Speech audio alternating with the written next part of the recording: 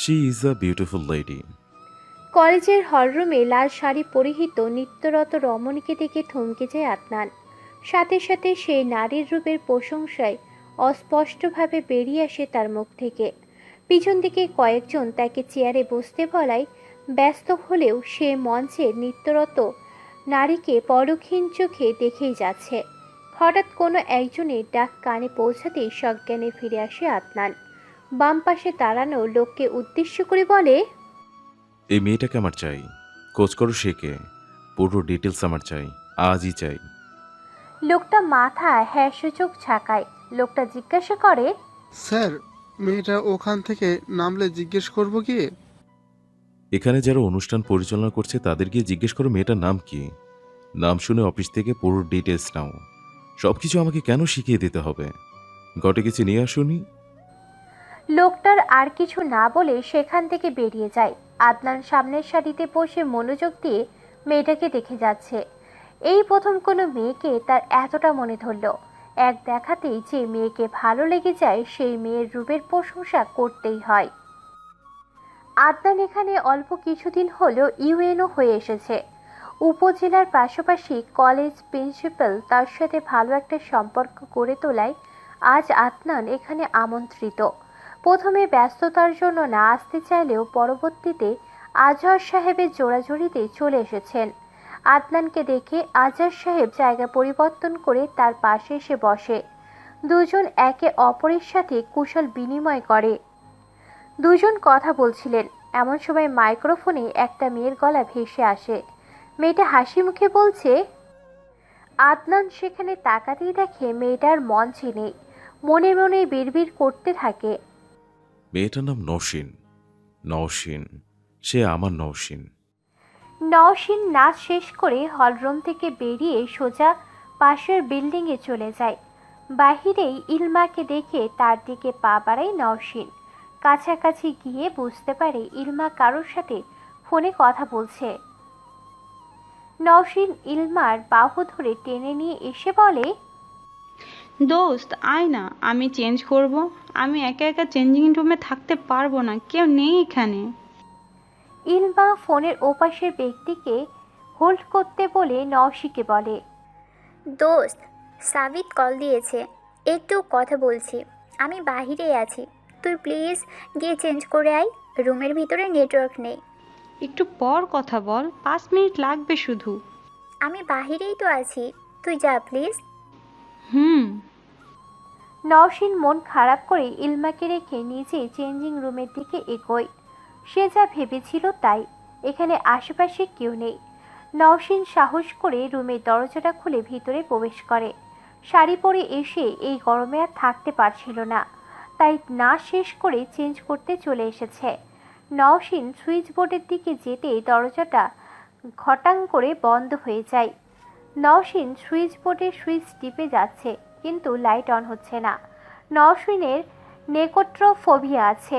অন্ধকার তার কোনো মতেই সহ্য হয় না।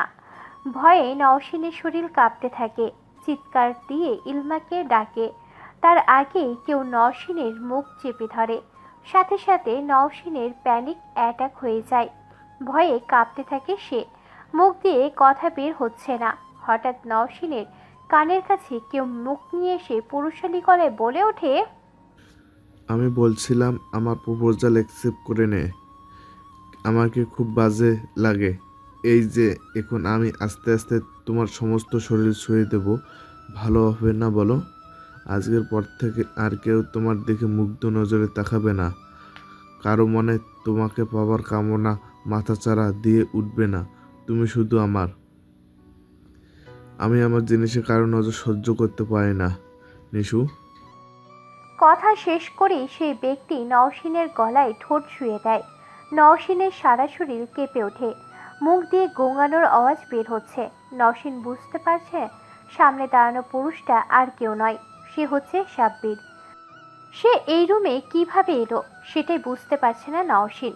নিজেকে সামলে নেওয়ার খুব চেষ্টা করে যাচ্ছে সে, কিছুতেই নিজের ভীতি আর দুর্বলতার সাথে পেরে উঠছে না। সাপের ডান হাতটা নওশিনের পেট ছুঁয়েই চোখের পানি গড়িয়ে পড়ে নওশিনের। আজ কি হবে সে নিজে সম্ভ্রাম হারাবে মনে মনে সৃষ্টিকর্তাকে ডেকে যাচ্ছে, খুব করে চাইছে কেউ এখানে এক্ষুনি চলে আসুক আর তাকে এই বিপদ থেকে উদ্ধার করুক। নওশিনের হাত দুটো অবশ হয়ে আসছে। সাব্বির আরও নোংরাভাবে নওশিনকে স্পর্শ করার প্রস্তুতি নিতেই নওশিন সামনের দিকে পা ভেঙে দ্রুততার সাথে হাঁটু উঁচু করে সাব্বিরের তলপেটে আঘাত করে। পরপর দুইবার দুই জায়গায় লাগে, সাথে সাথে নিজের শরীরে সেই অংশের প্রচণ্ড ব্যথায় কুকিয়ে ওঠে সাব্বির। বেঞ্চের উপর পড়ে গিয়ে ও মাগো বলে চিৎকার দিয়ে ওঠে। নওশিন সেই সুযোগে দেওয়াল হাতড়ে দরজার কাছে এসে দরজা খুলে বাহিরে চলে আসে। বাহিরের বারান্দায় তখনও ইলমা ছিল না। নওশিন এক প্রকার খোঁড়াতে এগিয়ে যায়। মাথা ঘুরছে, তার সাথে যেন সমস্ত দুনিয়া অন্ধকার হয়ে আসছে। নওশিন সোজা হলরুমের দিকে এগোতে থাকে, কিন্তু তার পা আর চলছে না। সেখানে মাথায় হাত দিয়ে দাঁড়িয়ে যায় সে। চোখ বন্ধ হয়ে আসছে তার। আবছা চোখে দেখতে পায় সামনের দিকে থেকে সাদা পাঞ্জাবি পরিহিত কেউ তার দিকে ছুটে আসছে। তার পিছনে হয়তো আরও কয়েকজন আসছে, কিন্তু তা স্পষ্ট দেখতে পায় না নওশিন। চারপাশ নিকষ অন্ধকারে ছেয়ে যায়, জ্ঞান হারায় সে। একজোড়া হাত তাকে যত্নে আগলে নেয়। আশেপাশে স্টুডেন্টরা তাকিয়ে আদনানের কর্মকাণ্ড দেখছে। আদনান নওশিকে বুকের সাথে বাম হাত দিয়ে জড়িয়ে রেখেছে। প্রিন্সিপাল এবং দুজন সহকারী ম্যাম দৌড়ে সেখানে উপস্থিত হয়। নওশিকে রেস্টরুমে নিয়ে যাওয়া হয়। রেস্টরুমের একপাশে একটা ছোট রুমের মতো ব্যবস্থা করা, যেটাতে সাধারণত শয়নকক্ষ হিসেবেই পরিচিত।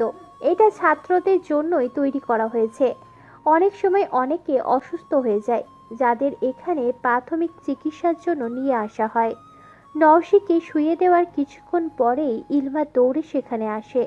ইলমা এসে ক্লাস টিচারের সাথে কথা বলে জানতে পারে নওশিন হলরুমের সামনের মাঠের মধ্যে এসে জ্ঞান হারিয়েছে। আদনান বাহিরে দাঁড়িয়ে নওশিনের জ্ঞান ফিরে আসার অপেক্ষা করছে।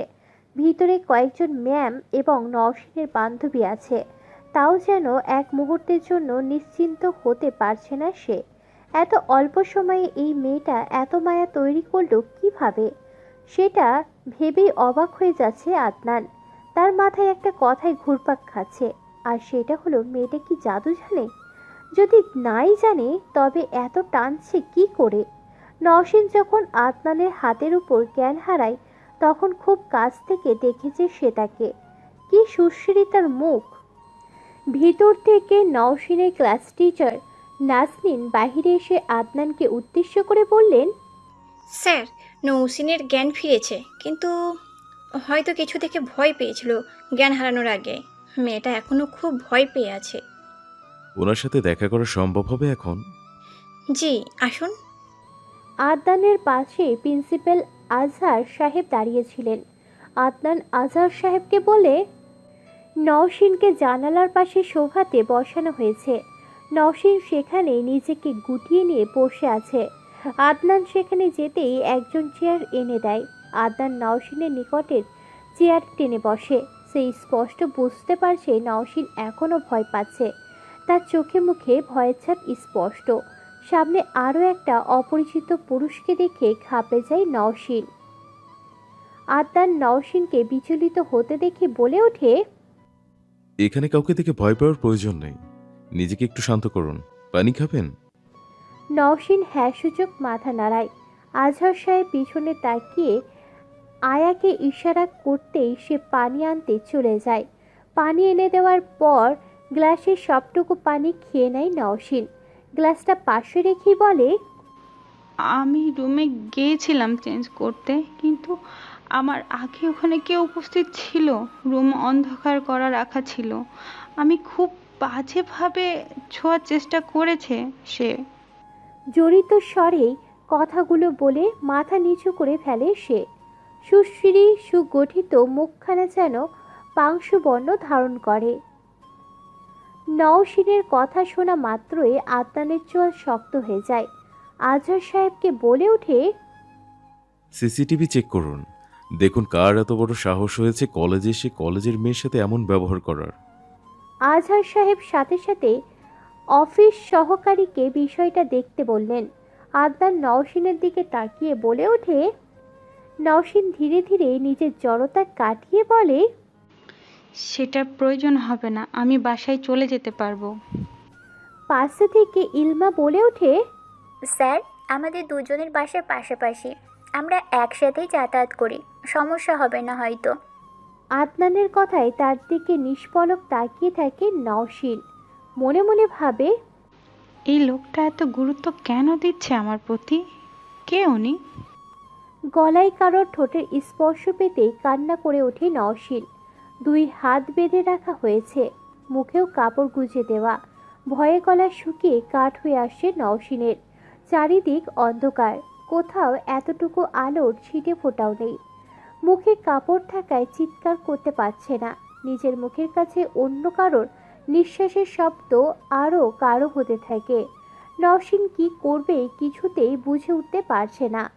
বোবাই ধরার মতো সমস্ত শরীর যেন অসাড় হয়ে আসছে। ধীরে ধীরে অনুভূতিশূন্য হয়ে পড়েছে নওশিন। কোনো রকম দুঃসাহস দেখানোর সুযোগ যেন সে পাচ্ছে না। অন্ধকার কেন তাকে এত গিলে খাচ্ছে? স্পর্শগুলো যেন কেমন হিংস্র হয়ে উঠেছে। নিকটে থাকা পুরুষের ঘ্রাণ রোমশ ভ্রুযুগল গাল স্পর্শ করেছে। বিশ্রী কটু ঘামের গন্ধ পাচ্ছে সে। নওশিন তার শরীরে সমস্ত জোর দিয়ে চিৎকার দিতেই পাশে থেকে স্নেহা তার বাহু ধরে ঝাঁকাতে থাকে। পাশের বেডগুলো থেকে প্রীতি, অনু, নোয়া উঠে আসে। স্নেহা ধাক্কা ধাক্কিতেই নওশিন চোখ খুলে এদিক ওদিক দেখতে থাকে। মাথার উপরে ফ্যান চলার সত্ত্বেও ঘেমে একাকার অবস্থা। বিছানা ছেড়ে উঠে বসে নওশিন। পাশে চার বোনকে দেখে বুঝতে পারে ওটা স্বপ্ন ছিল। নোয়া নওশিনের ডান পাশে বসে বুকের সাথে জড়িয়ে নেয় নওশিনকে। মাথায় হাত বুলিয়ে দিতে দিতে বলে, নিশু, বাজে স্বপ্ন দেখেছিস? নওশিন শুকনো ঢোক গিলে বলে, পানি খাবো আপু, আমার গলা শুকিয়ে গেছে।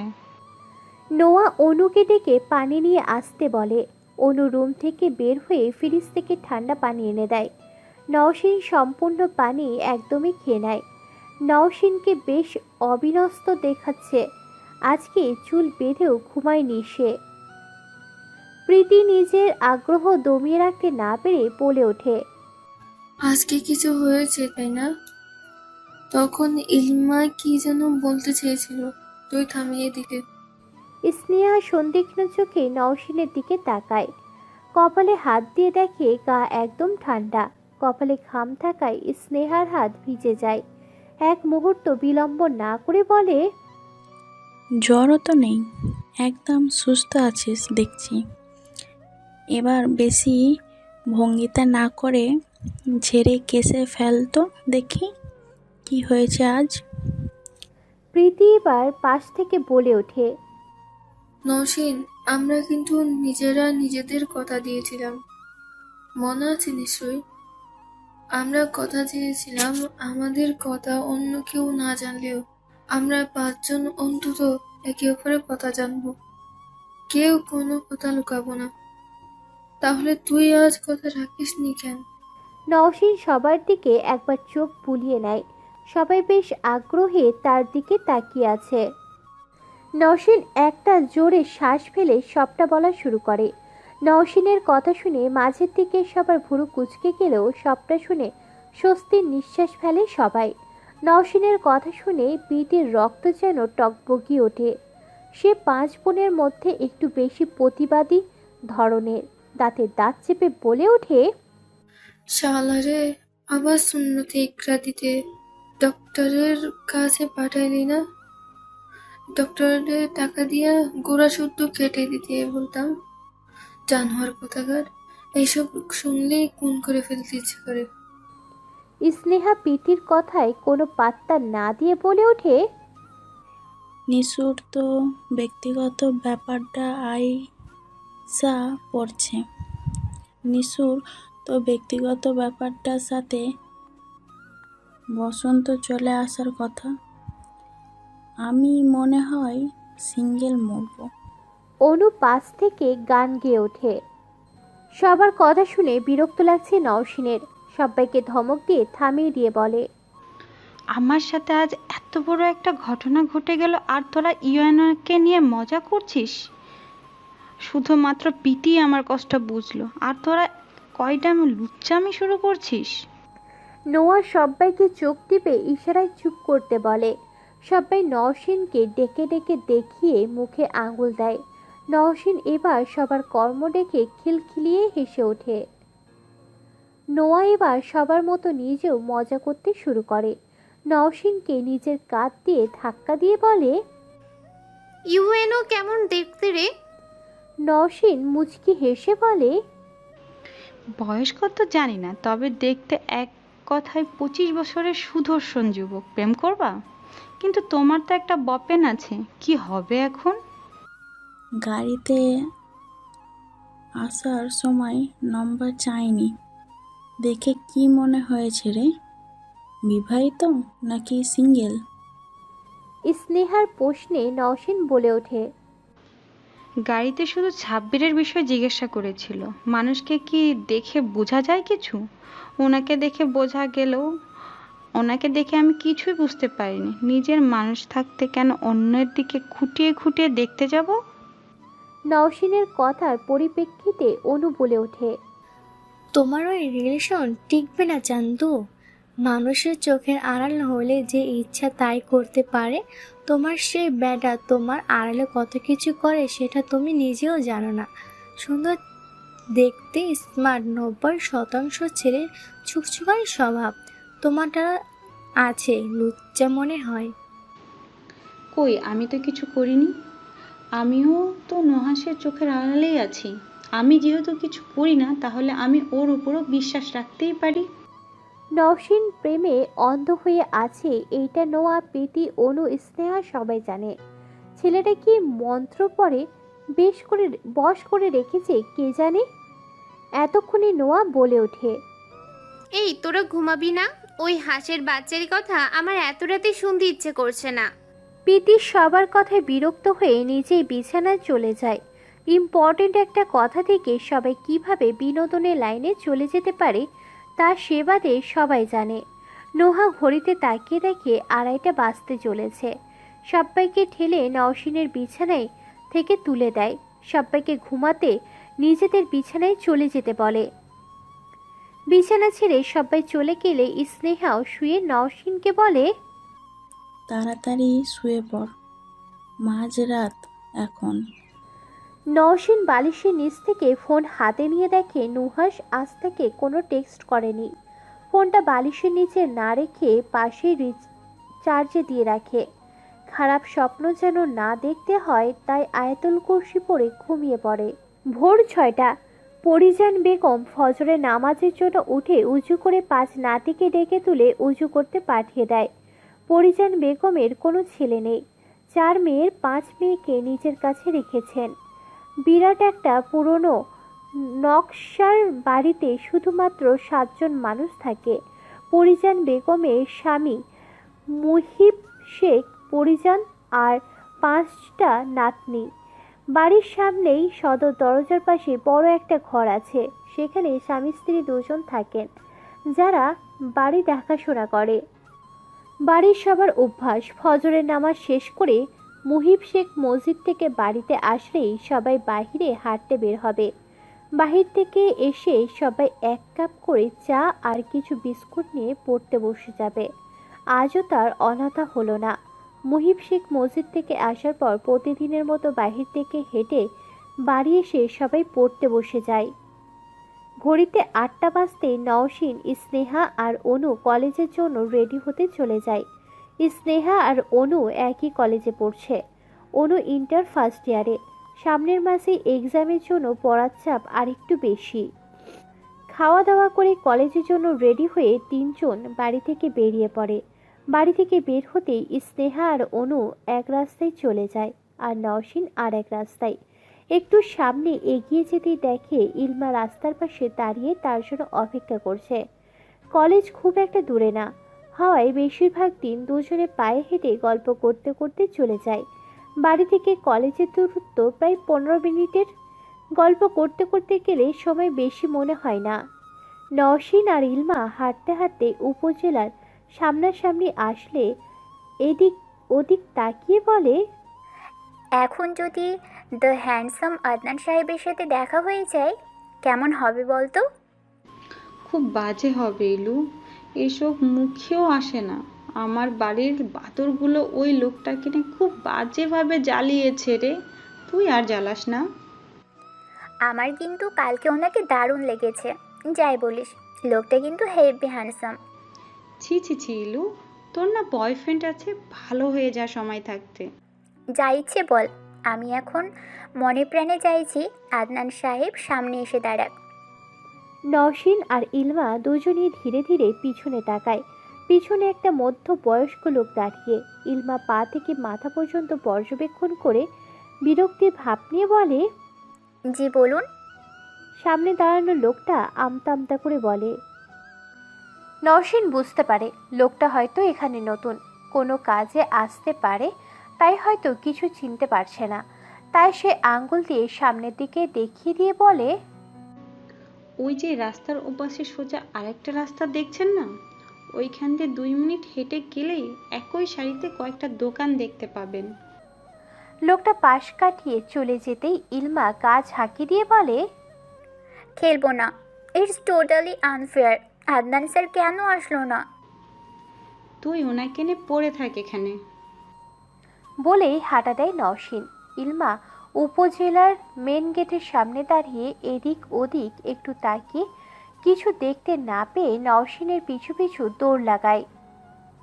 নওশীন জোরে জোরে হাঁটছে আর বলছে, তুই যদি আর কখনো আদনান ফাদনানরে নিয়ে কথা বলছিস, তোরে আমি ড্রেনে ফেলে দিব, বলে রাখলাম। ইলমা দৌড়ে নওশীনের সাথ ধরে হাঁপাতে হাঁপাতে বলে, আমার বয়ফ্রেন্ড তোরে আস্ত রাখবে না। তোর বয়ফ্রেন্ডকেও আসতে বলিস, হুইল পাউডার নিয়ে দুজনকে ডোলে রোলে ধুয়ে দিব। খবিস কথাকার, একটা কথা না বলে তাড়াতাড়ি চল, ক্লাস শুরু হয়ে যাবে। ইলমা আর কথা না বাড়িয়ে নওশীনের সাথে কলেজের উদ্দেশ্যে রওনা দেয়। আম্মা, বউ বরণ করার জন্য তৈরি হও। এখানে একটা মেয়েকে প্রচণ্ড রকমের পছন্দ হয়েছে আমার। বাচ্চারা যেমন নিজের পছন্দের খেলনা না পেলে হাত পা ছুঁড়ে কান্নাকাটি করে, ওকে না পেলে আমার অমন অবস্থা হবে হয়তো। আম্মা, এর আগে কোনো মেয়েকে এত ভালো লাগেনি। এই মেয়ের মধ্যে কি এমন আছে যার জন্য আমার ওকে এত পছন্দ হয়েছে? ফোনের ওপাশ থেকে আদনানের মা আবিদা বেগম বলে ওঠেন, যাক, এতদিন পরে আমার ছেলেটা বিয়ের জন্য একটা মেয়ে পছন্দ করেছে, এর চাইতে ভালো খবর আর হয়ই না। সব কিছু ঠিকঠাক থাকলে আমি কি চলে আসবো মেয়ে দেখতে? মায়ের কথায় ব্যস্ত হয়ে পড়ে আদনান। বসে বসে নাস্তা করছিল আর মায়ের সাথে ফোনে কথোপকথন চলছিল। মায়ের এখানে আসার কথা শুনে তড়ি ঘুরি করে আদনান বলে ওঠে, সময় হলে আমি নিজেই তোমাকে এখানে আসতে বলবো আম্মা। আবিদা বেগম বেশ আগ্রহের সাথে জিজ্ঞাসা করে, মেয়েটার সাথে পরিচয় হলো কি করি? মা, এখনো পরিচয় হয়নি। আমি শুধু তাকে চিনি। আমি যে এখানকার ইউএনও, সে শুধু এতটুকুই জানে। তাহলে এখন তোমার কি করা উচিত বলে মনে করছো? তার সাথে পরিচয় হওয়াটা জরুরি বলে মনে করছি। জলদি বৌমা চাই। আম্মা, ওর ব্যক্তিগত বিষয়ে তেমন কিছুই জানি না। ডিটেলস কিছুটা আছে আমার কাছে। মেয়েটা কি করছে? পড়াশোনা। পড়াশোনা কিসে পড়ে? এবার ইন্টার দেবে। হ্যাঁ আম্মা। পিচ্ছি একটা মেয়ে। আমি একটা মেয়ে পছন্দ করেছিলাম, মেয়েটা বেশ ম্যাচুরিটি, তুমি চাইলে তাকে। না আম্মা, প্লিজ তুমি এবার অন্য কারো কথা বলো না। দেখো কি হয়, আমার কোনো কিছুতেই অমত নেই। আচ্ছা আম্মা, রাখছি এখন। আল্লাহ হাফিজ। ফোন রেখে খাওয়া শেষ করে রুমে চলে আসে আদনান। ফোনটা হাতে নিতেই দেখে থানার ওসি 4 বার কল দিয়েছে। আদনান আর এক মুহূর্ত দেরি না করে ওসিকে কল ব্যাক করে। রিং হতেই ওপাশ থেকে মুহূর্তের মধ্যে কল রিসিভ হয়। আদনান সাব্বিরের কথা জিজ্ঞাসা করলে তিনি জানান সাব্বিরের খোঁজ এখনো পাওয়া যায়নি।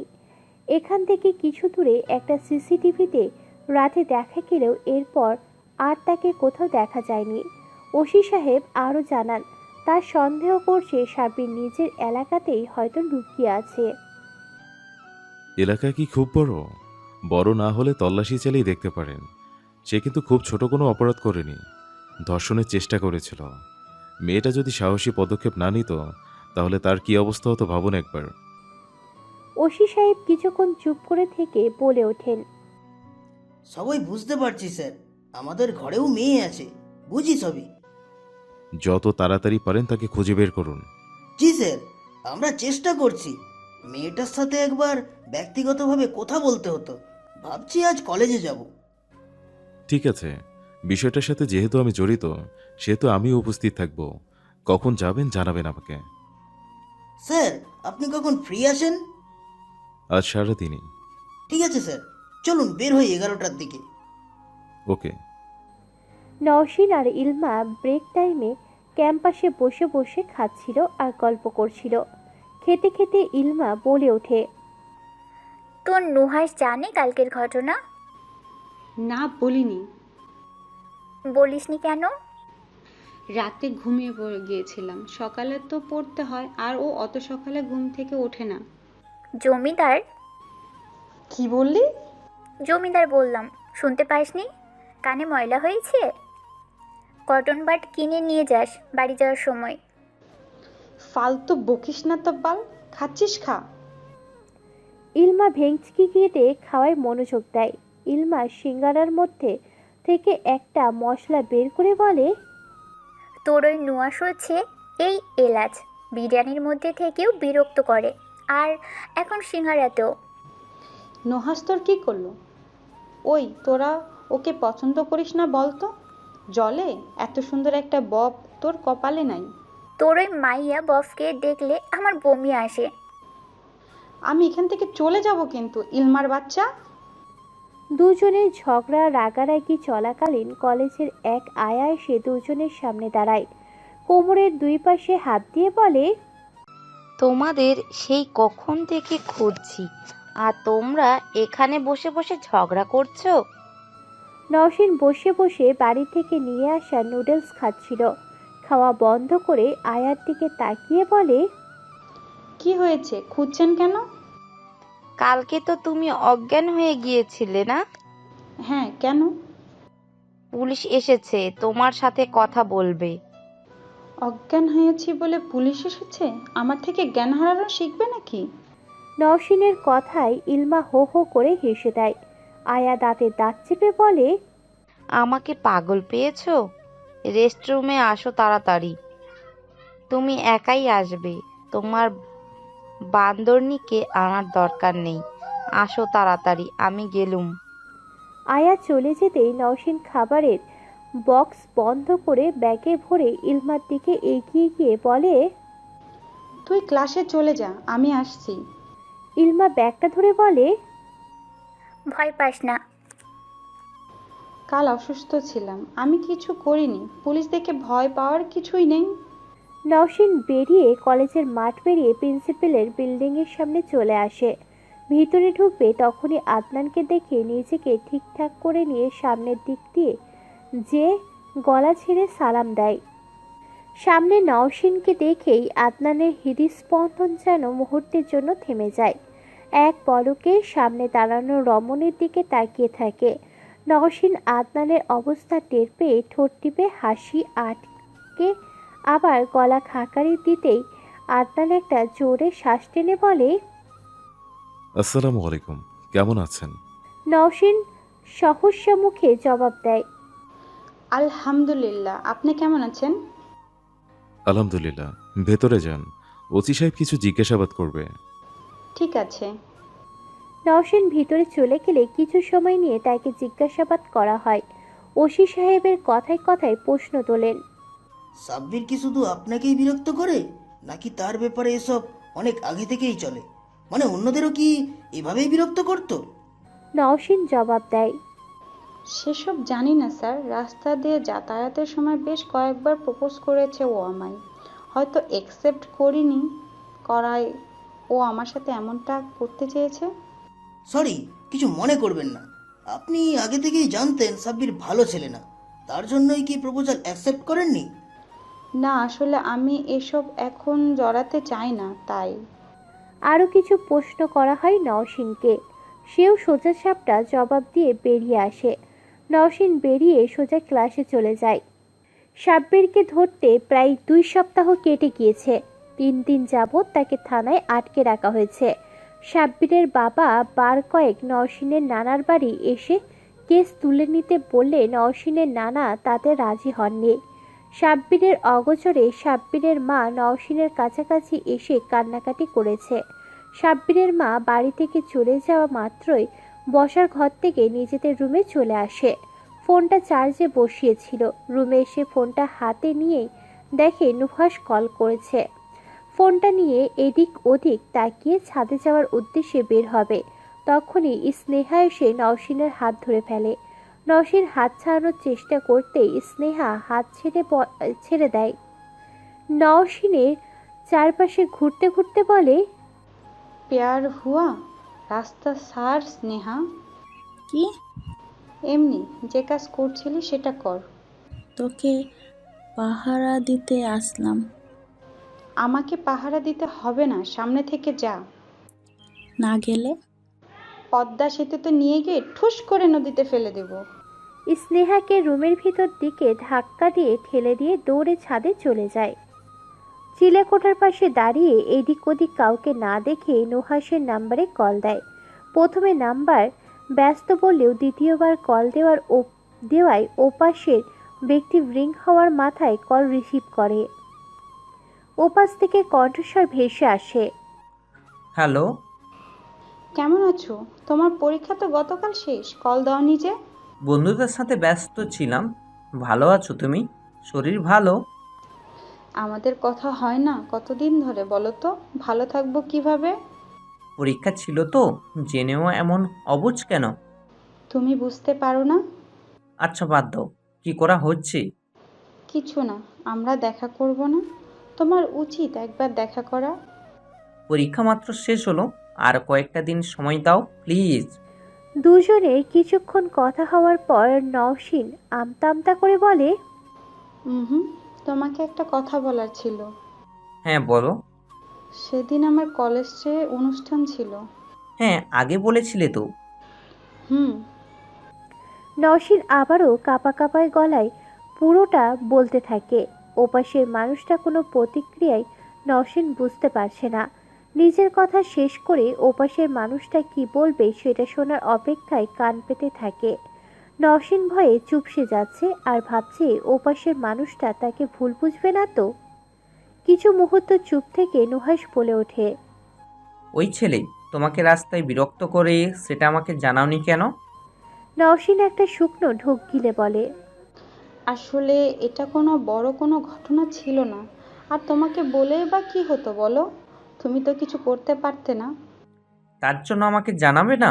আজ নোংরাভাবে ছোঁয়ার পর আমাকে বলতে এসেছো? তোমার ব্যাপারে তো আমার কোনো কিছু জানার অধিকার নেই। আজ না বলতে আমি তো কিছুই শুনতে চাইনি। তোমার যখন মনে হবে যে কিছু বলা উচিত তখন বলবে, আর অন্য সময় বলবে না। তুমিও তো আমাকে কত কিছু বলো না? কি বলি না আমি তোমাকে? কি বলতে হবে বলো। চিৎকার করছো কেন নহাস? আমি কি আমার খারাপ লাগা শেয়ার করে ভুল করলাম? হ্যাঁ, ভুল করলে এখন বলে ভুল করলে? আমার এখন কি করা উচিত? জাস্ট ফোনটা রাখো, আমাকে আর নেক্সট টাইম কল দেবে না। কতদিন পর আমাদের কথা হচ্ছে নহাস, তুমি শুধু শুধু আমার বিশ্বাসটা না বুঝে রাগারাগি করছো। নিশু, ভালো লাগছে না আমার, কল কাটো। আচ্ছা সরি। কল কাটো। একটু পর রেখে দেই। আমি রাখছি, আল্লাহ হাফেজ। ওপাশের ব্যক্তি এমন আচরণ আজ নতুন না। নুহাস মাঝে মধ্যে এমন হুটহাট রেগে যায়, পরক্ষণেই আবার সরি বলে সবকিছু ঠিকঠাক করে নেয়। কিন্তু সে অল্প সময়ে নওশিন যে কষ্ট পায় সেটা যেন আকাশ ছোঁয়া। নুহাস ফোন রাখার পর নওশিনও আরও 2-3 বার কল দেয়। নুহাস আর কল রিসিভ করেনি। নওশিন এবার মন খারাপ করে চিলেকোঠার দরজায় আসতেই দেখে তার নেহা আর প্রীতি দাঁড়িয়ে আছে। নওশিনের মন খারাপ দেখে প্রীতি বলে ওঠে, ওই হাসানের বাচ্চা আবার তোর সাথে খারাপ ব্যবহার করেছে।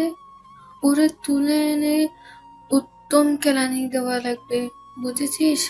শালার বেটারা এমন হয় কেন বলতো?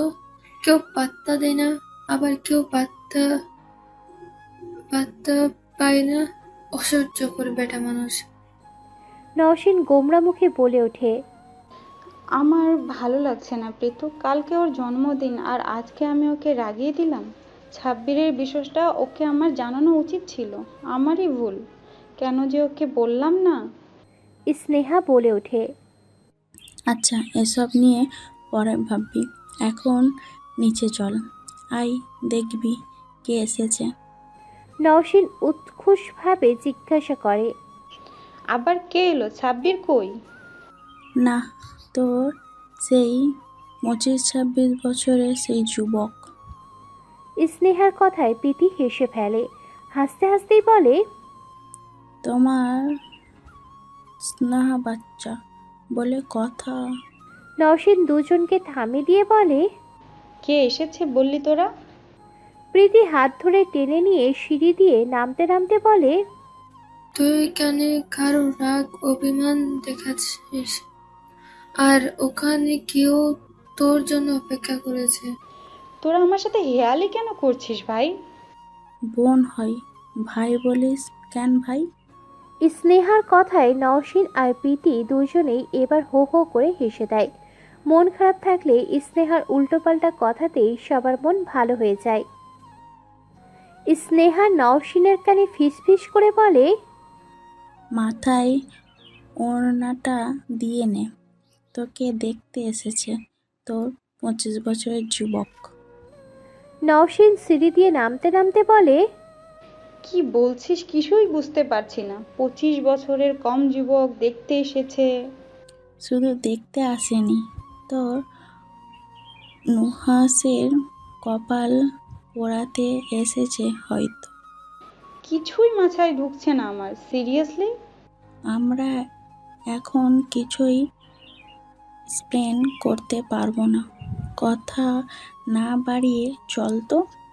স্নেহার কথায় আর কথা না বাড়িয়ে সিঁড়ি বেয়ে নিচে নেমে আসে। বসার ঘরে কালো শার্ট পরিহিত কেউ নওশিনের নানার সাথে বসে বসে কথা বলছিল। নওশিনকে দেখা মাত্রই তার নানা তাকে ডাক দেয়। লোকটা পিছনে ঘুরে তাকাতেই নওশিন অবাক হয়ে যায়। প্রীতির দিকে তাকিয়ে অস্পষ্টভাবে বলে ওঠে, উনি এখানে কেন? নওশিন তার নানা মুহিব শেখের কথায় তাদের দিকে এগিয়ে যায়। নওশিন নিজের বাড়িতে আদনানকে দেখে বেশ অবাক হয়। অচেতন অবস্থায় যেন সব ঘটছে তার সাথে। সে গিয়ে তার নানার পাশে দাঁড়ায়। মুহিব শেখ এবার তাকে হাত ধরে নিজের পাশে বসায়। নওশিন তখনও এক পলকে আদনানের দিকে তাকিয়ে আছে। আদনান নওশিনের অবস্থা দেখে মিটিমিটি হাসছে। মুহিব শেখ নওশিনকে এক হাত দিয়ে জড়িয়ে নিয়ে বলে ওঠে, এটা আমার মা বাপ মরা নাতনি। 20 সালে করোনা ভাইরাসের সময় ওর বাপ মা দুইজনেই মারা গেছে। তারপর থেকে ও আমার এখানে আছে। আমার কোনো ছেলে পেলে নেই, আছে 4টা মেয়ে। আমার নাতনিগুলোকেও নিয়ে আমি আর আমার স্ত্রী এই বাড়িতে থাকি। আমার পাঁচটা নাতনি সারাদিন কিছু না কিছু করে সারা বাড়ি মাতিয়ে রাখে। আদনান বলে ওঠে, এ বাড়িতে আর কেউ নেই? তাহলে আপনি এখন অভিভাবক, আপনার সাথে সব কথা বলতে হবে। হ্যাঁ, তুমি তোমার মাকে এখানে আসতে বলো। পাশ থেকে নওশিন বলে ওঠে। কেন? মুহিব শেখ হাসতে হাসতে বলে, তোকে নিয়ে যাবে রে আপা। নওশিন অবাক হয়ে জিজ্ঞাসা করে, কোথায় নিয়ে যাবে? তুমি যেতে দিবে কেন? মেয়েদের কি করে ধরে রাখা যায়? কেউ না কেউ তো সওদা করবেই। তুই যা, এখন ওনার খাবারের ব্যবস্থা করবি না? আদনান ব্যস্ত হয়ে বলে ওঠে, না না, আমি আজ খাবো না, আমার আজ তাড়াতাড়ি ফিরতে হবে। আমি বরং অন্যদিন আসবো, সেদিন খাওয়া দাওয়া করবো, আজ উঠি। তুমি আমাকে নানা বলে সম্বোধন করতে পারো। আদনান মুচকি হেসে বলে, ঠিক আছে। নিশু, যা তো, ওনাকে বাহির পর্যন্ত এগিয়ে দিয়ে আয়। নওশিন সম্মতিসূচক মাথা নাড়ায়। আদনানকে উদ্দেশ্য করে বলে, চলুন। নওশিন আগে আগে হাঁটা শুরু করে। আদনান মুহিব শেখের থেকে বিদায় নিয়ে নওশিনের পিছু পিছু এগোতে থাকে। নওশিন সদর দরজার কাছে এসে বলে, এখানে কেন এসেছিলেন স্যার? আদনান নওশিনের প্রশ্নের উত্তর না দিয়ে উল্টো প্রশ্ন করে বসে। আমাকে আপনার কেমন লাগে? আদনানের উল্টো প্রশ্নে ঘাবড়ে যায় নওশিন। প্রশ্নের উত্তর কি বলা উচিত তা ভেবে পায় না সে। উত্তর তো ভালো খারাপের মধ্যেই দিতে হয়। আদনান যেহেতু প্রথম থেকে তাকে সহযোগিতা করেছে, সেহেতু লোকটা তার পছন্দের। কিন্তু আদনানের প্রশ্নটা তার কাছে গোলমেলে লাগছে। নওশিনকে চুপ থাকতে দেখে আদনান আবার জিজ্ঞাসা করে, আমাকে আপনার কেমন লাগে? নওশিন এবার চকিতে বলে ওঠে, ঠিকঠাকই তো আছেন স্যার, কেমন লাগে বলতে? প্রশ্নটা কি বেশি জটিল হয়ে গেল? আসলে কি বলবো বুঝতে পারছি না। আপনি তো আমার পছন্দের কেউ নন। আপনার পছন্দের কেউ আছে? কাউকে ভালোবাসেন? আদনানের প্রশ্নে যেন এবার মোমবাতি সুতো ফুরিয়ে গেল। যেমন নিভু নিভু হয়ে যায় সেরকম অবস্থা হয়ে যায় নওশিনের। দমে যায় সে। নুহাসের কথা আদনান জানলে তার নানা জানতে দেরি হবে না, তাই সোজাসাপটা না জানিয়ে দেয় সে। আদনান মুচকি হেসে বলে ওঠে, পছন্দের লিস্টে আর কাউকে না নিয়ে আসার অনুরোধ রইল। নওশিন ভুরু কুচকে জিজ্ঞাসা করে, আপনি এখানে কেন এসেছিলেন বললেন না তো স্যার? স্যার বলে না ডাকলে ভালো লাগবে। আর আপনি তো বুদ্ধিমতী মেয়ে, কেন এসেছিলাম সেটা এতক্ষণে বুঝে যাবার কথা। বিয়ের সিদ্ধান্ত নিয়েছিলেন? আমার ধারণা তবে সঠিক, আপনি নিশ্চিত বুদ্ধিমতী। ঠিক বললাম? হ্যাঁ। কিন্তু আমি তো এখন বিয়ে করতে চাই না, আমার সামনে ইন্টারমিডিয়েটের পরীক্ষা। আমাকে আপনার পছন্দ নাকি আলাদা কোনো পছন্দের মানুষ আছে? বললাম তো নেই, আবার কেন জিজ্ঞাসা করছেন? কারণ এটা কোনো স্ট্রং কারণ না বিয়েতে না করার। আমি আমার বইয়ের পড়াশোনা নিশ্চয়ই বন্ধ করব না। আদনান একটু থেমে আবার বলে, এখন সত্যিটা বলো, তুমি আমার জুনিয়র, আর আমি যেহেতু তোমাকে পছন্দ করি, বিয়ের প্রস্তাব নিয়ে এলাম।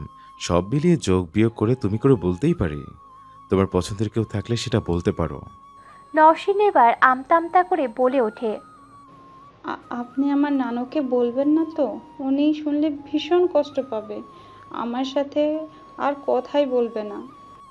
আদনান গম্ভীর স্বরে বলে, বলুন। আসলে অনেকদিন যাবৎ আমি একজনকে পছন্দ করি। আদনান একটা দীর্ঘশ্বাস ফেলে স্পষ্টভাবে বলে, এই প্রথম এত বাজেভাবে নিজেই নিজেকে ঠকালাম। প্রথম দিনই কলেজের অনুষ্ঠানে দেখলাম তোমাকে, সেদিন মন জানিয়েছে এই মেয়েটাকে আমার চাই। চাই মানে চাই, যে কোনোভাবে তোমাকে দেখার জন্য কাছাকাছি আসার জন্য চেষ্টা করেছি। তোমাকে হারিয়ে ফেলার ভয় আজ আমি এখানে সোজা বিয়ের প্রস্তাব নিয়ে চলে এসেছিলাম, অথচ ভয়টা তুমি আমাকে পাইয়েই দিলে। আমি ভাবতেই পারি না তুমি মেয়েটা অন্য কারো। স্যার। নওশিন মলিন মুখে ডাকলে আদনান তার দিকে ফিরে একটা তপ্ত নিঃশ্বাস ফেলে বলে ওঠে, তোমাকে হারাতে আমার একদম ইচ্ছে করবে না নিশু। স্যার। বলেই আদনান সেখান থেকে বেরিয়ে চলে যায়। সেদিকেই অপলক চেয়ে থাকে। এই লোকটাকে প্রথম থেকেই তারও যে ভালো লেগেছিল। তার প্রতি যত্নশীল হওয়াটা যেন প্রথম দিকেই মন কেড়েছিল নওশিনের। তাকানো হাসি হাসি মুখ যেন মাঝে মাঝে কিছু একটা ভাবতে বাধ্য করে। পরক্ষণে নিজেকে গুটিয়ে নিত, মনকে বোঝাতো নুহাসকে সে ঠকাতে পারবে না, এটা উচিত না। নুহাস যেমনই হোক, নওশিন নিজেই তাকে পছন্দ করেছিল, নিজেই সম্পর্কের দিকে এগিয়ে গিয়েছিল। নওশিন বাহির থেকে নিজেদের রুমে চলে আসে। রুমে প্রবেশ করেই দেখে সেখানে নোয়া, প্রীতি, স্নেহা, অনু সবাই আগে থেকে তার জন্য বসে বসে অপেক্ষা করছে। নওশিনকে সবাইকে দেখেও পাত্তা না দিয়ে চেয়ারে গিয়ে বসে। নওশিন বসতেই নোয়া জিজ্ঞাসা করে, এখন কি করবি? নওশিনের যেন প্রশ্নের জবাবটা রেডি করা ছিল, তাই সে চকিতে বলে ওঠে, কালকে নুহাসের জন্মদিন, কালকে ওর সাথে দেখা করতে যাব। অনু পাশ থেকে চিৎকার দিয়ে বলে ওঠে, সারপ্রাইজ দিবি? প্রীতি ধমকে অনুকে চুপ করিয়ে নওশিনকে বলে ওঠে, ওই ছেলের পেছনে এইভাবে আর কতদিন পরে থাকবি তুই? সে নিজে থেকে আবারও তোর সাথে দেখা করতে চেয়েছে, বিপদে তোকে সঙ্গী দিয়েছে। সামান্য সামান্য ভালো করে কথা বললে ও তোর মন ভালো করে নেই, আরো উল্টাপাল্টা কথা বলে তোর মন খারাপ করে দিয়েছে। ওকে জীবন থেকে বাদ দিয়ে দে। ওই ছেলের মধ্যে কি এমন দেখেছিস যে ওকে ছাড়ছিস না? ওই ছেলে তোকে মন থেকে ভালোবাসে না, তোকে ঠকাচ্ছে। এটা আমরা সবাই বুঝতে পারছি, কিন্তু তুই বুঝতে পারছিস না কেন? তুই প্রেমে অন্ধ হয়ে গেছিস মিশু। নওশিন এবার রেগে বলে ওঠে, আমাকে কেন প্রমাণ দেখাতে পেরেছিস? আমি নিজেই ওর সাথে রিলেশনে গিয়েছিলাম।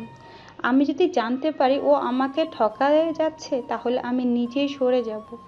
আমি অন্য মেয়েদের মতো নই যে কেউ আমাকে হারিয়ে দিলে দিনের পর দিন কান্নাকাটি করব। তাই আজ অন্তত এসব বলিস না কেউ। এসব শুনতে আমার একদম ভালো লাগছে না, একটুও ভালো লাগছে না। নওশিন পাশে এসে জিজ্ঞাসা করে, তাহলে তুই যাবি? হ্যাঁ, যাব। ঠিক আছে, কালকে বের হওয়ার নাম করে আমরা সবাই যাব। তোকে একা আমরা কিছুতেই ছাড়ব না। সেটা তোমরা যেতেই পারো আমার সাথে, তাহলে আমার খারাপ লাগবে না। আমি একটা জিনিস বুঝতে পারছি না, ওর জন্য কি নিয়ে যাব আমি? স্নেহা বলে ওঠে, তুই নিয়েই তো একটা গিফট। তোকে আচমকা দেখলে নুহাস কি করবে সেটাই ভাবছি আমি। অনু বলে ওঠে, কালকে একটা গেম খেলবো, কেমন হয়? কি গেম জানতে চাই নোয়া? কালকে এই নুহাসকে পরীক্ষা করে নিয়ে যাক। নুহাস পাস করলে নৌসিন জিতে যাবে, আর নোয়ার ফেল করে গেলে নৌসিনকে আমরা যা বলবো তাই করতে হবে। নওশিন বিরক্ত মুখে জিজ্ঞাসা করে, কি খেলা? অনু হাসতে হাসতে বলে, সেটা কাল বলবো। গতকালকের কথা অনুযায়ী নওশিন তার বোনগুলোকে নিয়ে নুহাসের উদ্দেশ্যে বের হয়। বাড়িতে বলে তারা একটু প্রয়োজনে বের হচ্ছে, কিছুক্ষণ পরই চলে আসবে। নুহাস আর নওশিনের বাড়ির দূরত্ব খুব একটা দূরে না, তাও তারা কেউ এতদিনে দেখা করার কথা ভাবেনি। গাড়ি নির্দিষ্ট জায়গায় এসে থামে। গাড়ি থেকে সবাই নেমে ভাড়া মিটিয়ে পাশেই একটা রেস্টুরেন্টে গিয়ে বসার সিদ্ধান্ত নেয়। একটা দোকান থেকে প্রয়োজনীয় কিছু জিনিসপত্র নিয়ে পাশে একটা বড় রেস্টুরেন্টে যায় সবাই। নুহাসের জন্য কেক অর্ডার করা হয়েছে। নওশিন যতটুকু জানে নুহাসের বাড়ি এই জায়গার আশেপাশে। সব কিছু যখন রেডি হয়ে যায় তখন নওশিন নুহাসকে কল দেবে, এমন সময় অনু তাকে থামিয়ে দেয়। নওশিন ইশারায় জানতে চায় কি হয়েছে। অনু বলে, নাম্বারটা আমাকে দে। নওশিন ভুরু কুঁচকে জিজ্ঞাসা করে, কেন? আমি না বলেছিলাম তোর বফ একটা প্রতারক, এর চরিত্র সমস্যা আছে, সেটাই প্রমাণ করব। আমি আজ ওকে সারপ্রাইজ দিতে এসেছি। ভয় পাচ্ছিস তোর বয়ফ্রেন্ডের আসল চেহারা সামনে চলে আসবে জন্য? তোরা ওকে যতটা খারাপ ভাবিস আমার সামনে বানাচ্ছিস, নুহাস ওরকম না। নাম্বার দে, দেখি সে কেমন। যদি তোরা যা ভাবিস তা মিথ্যা হয়, তাহলে তোদের বিষয়ে নানুকে আমরা সব মিলে মানাবো। স্নেহা সহ সবাই অনুর পক্ষ নিলে নুহাস এক প্রকার অনিচ্ছা সত্ত্বে নুহাসের নাম্বার দিয়ে দেয় অনুকে। অনু সেই নাম্বারটি নিয়ে তৎক্ষণাৎ কল করে বসে। দুইবার রিং হয়ে কলটা কেটে যায়। অনু হাল ছাড়ার পাত্রী নয়, সে কল দিতেই থাকে। কিছুক্ষণ পর কল রিসিভ হয়। অনুর চোখ মুখ আনন্দে চকচক করে ওঠে। নওশিন মুখ বুজে সবকিছু দেখে যাচ্ছে। কল রিসিভ হতেই অনু বলে ওঠে, শুভ জন্মদিন নুহাস। পাশ থেকে স্নিগ্ধা লাউড স্পিকারে দিতে বললে অনু কলটা স্পিকারে দেয়। ফোনটা সবার মাঝে রেখে কলে মন দেয়। ওপাশ থেকে নুহাস বলে ওঠে। কে আপনি? অনু মুখ টিপে হেসে বলে, কেউ জন্মদিনের শুভেচ্ছা জানালে আগে ধন্যবাদ দিতে হয়, জানেন না? অপরিচিত কাউকে কল দিলে আগে পরিচয় দিতে হয়, সেটা জানেন তো নাকি? আপনি আমার সাথে পরিচিত হতে, দেখা করতে এসেছেন মানে? মনে? আমি আপনার পাশের এলাকায় থাকি, আপনার আইডির মাঝে মধ্যে ঘাটাঘাটি করি। আজকে দেখলাম আপনার জন্মদিন, তাই নাম্বার কালেক্ট করে জন্মদিনে শুভেচ্ছা জানাতে এসেছি। কিছুক্ষণ চুপ থেকে নুহাস বলে ওঠে, কি সবাইকে এভাবে উইশ করেন? না, শুধু আপনাকেই। শুধু আমাকেই কেন?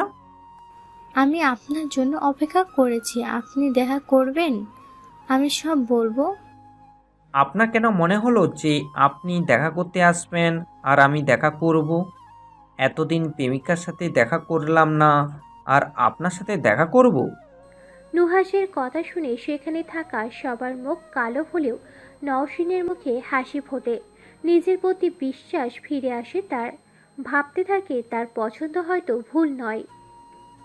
অনু সবার দিকে চোখ বুলিয়ে সবার মুখের অবস্থাটা একবার দেখে নেয়, এরপর আবার বলে ওঠে, আপনার প্রেমিকা আছে? হ্যাঁ আছে, আর না থাকলেও আপনার মতো গায়ে পড়া স্বভাবের মেয়ের সাথে সম্পর্কে যেতাম না।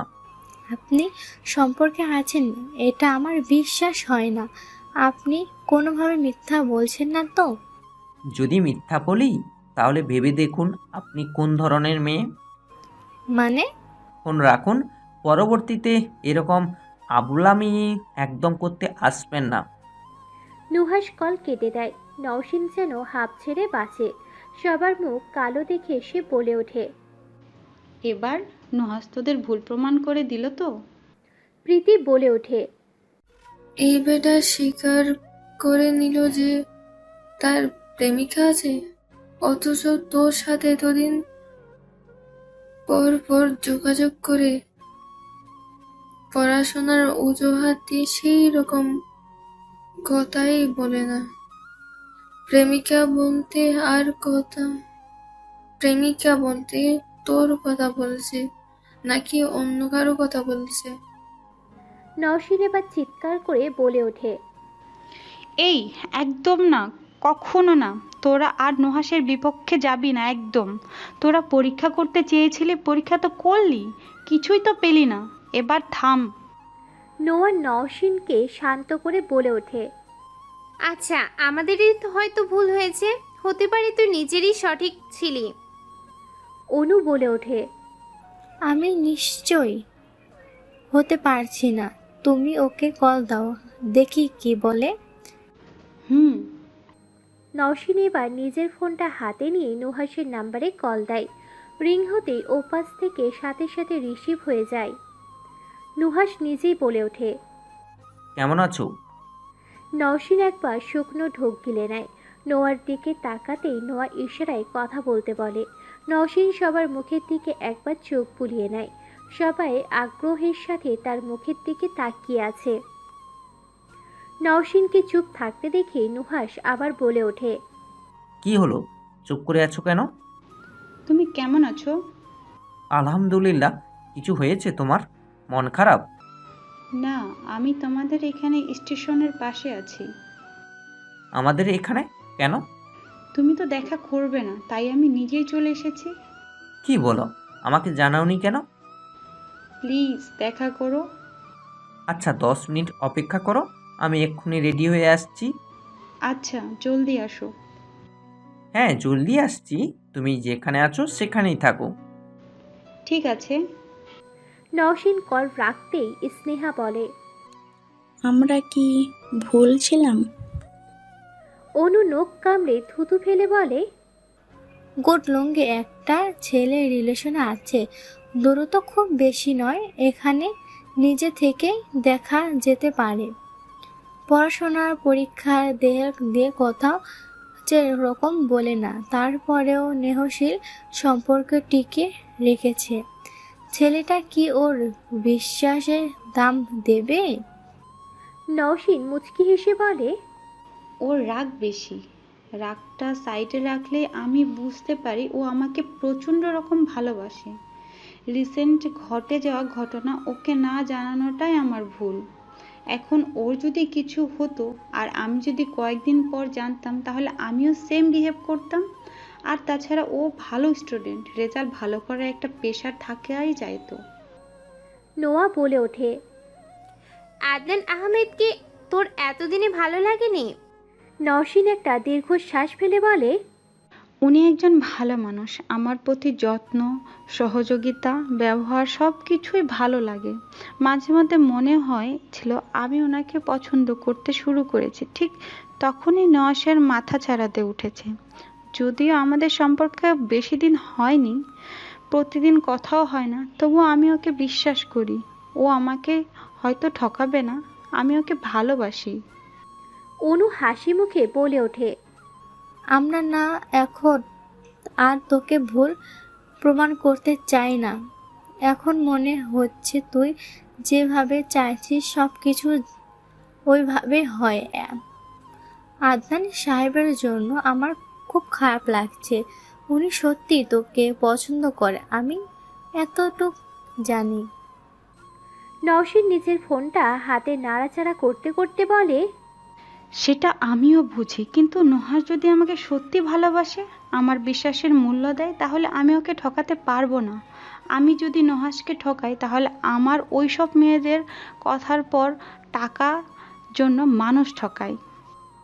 নোয়া নওশিনের গালে হাত দিয়ে বলে, আমি শুধু অবাক হয়ে যাচ্ছি তোর এত কথা শুনে। এত ভালোবাসতে শিখলি কবে বলতো? নওশিন নোয়ার হাতে হাত রেখে বলে ওঠে, অপর পাশের মানুষ সঠিক হলে ভালোবাসা আপনা আপনাই এসে যায় আপু। এতক্ষণে প্রীতি বলে, নুহাস, যদি ঠিক হই তাহলে আমরা আজই নানুকে তোদের বিষয়ে জানাবো, কথা দিলাম।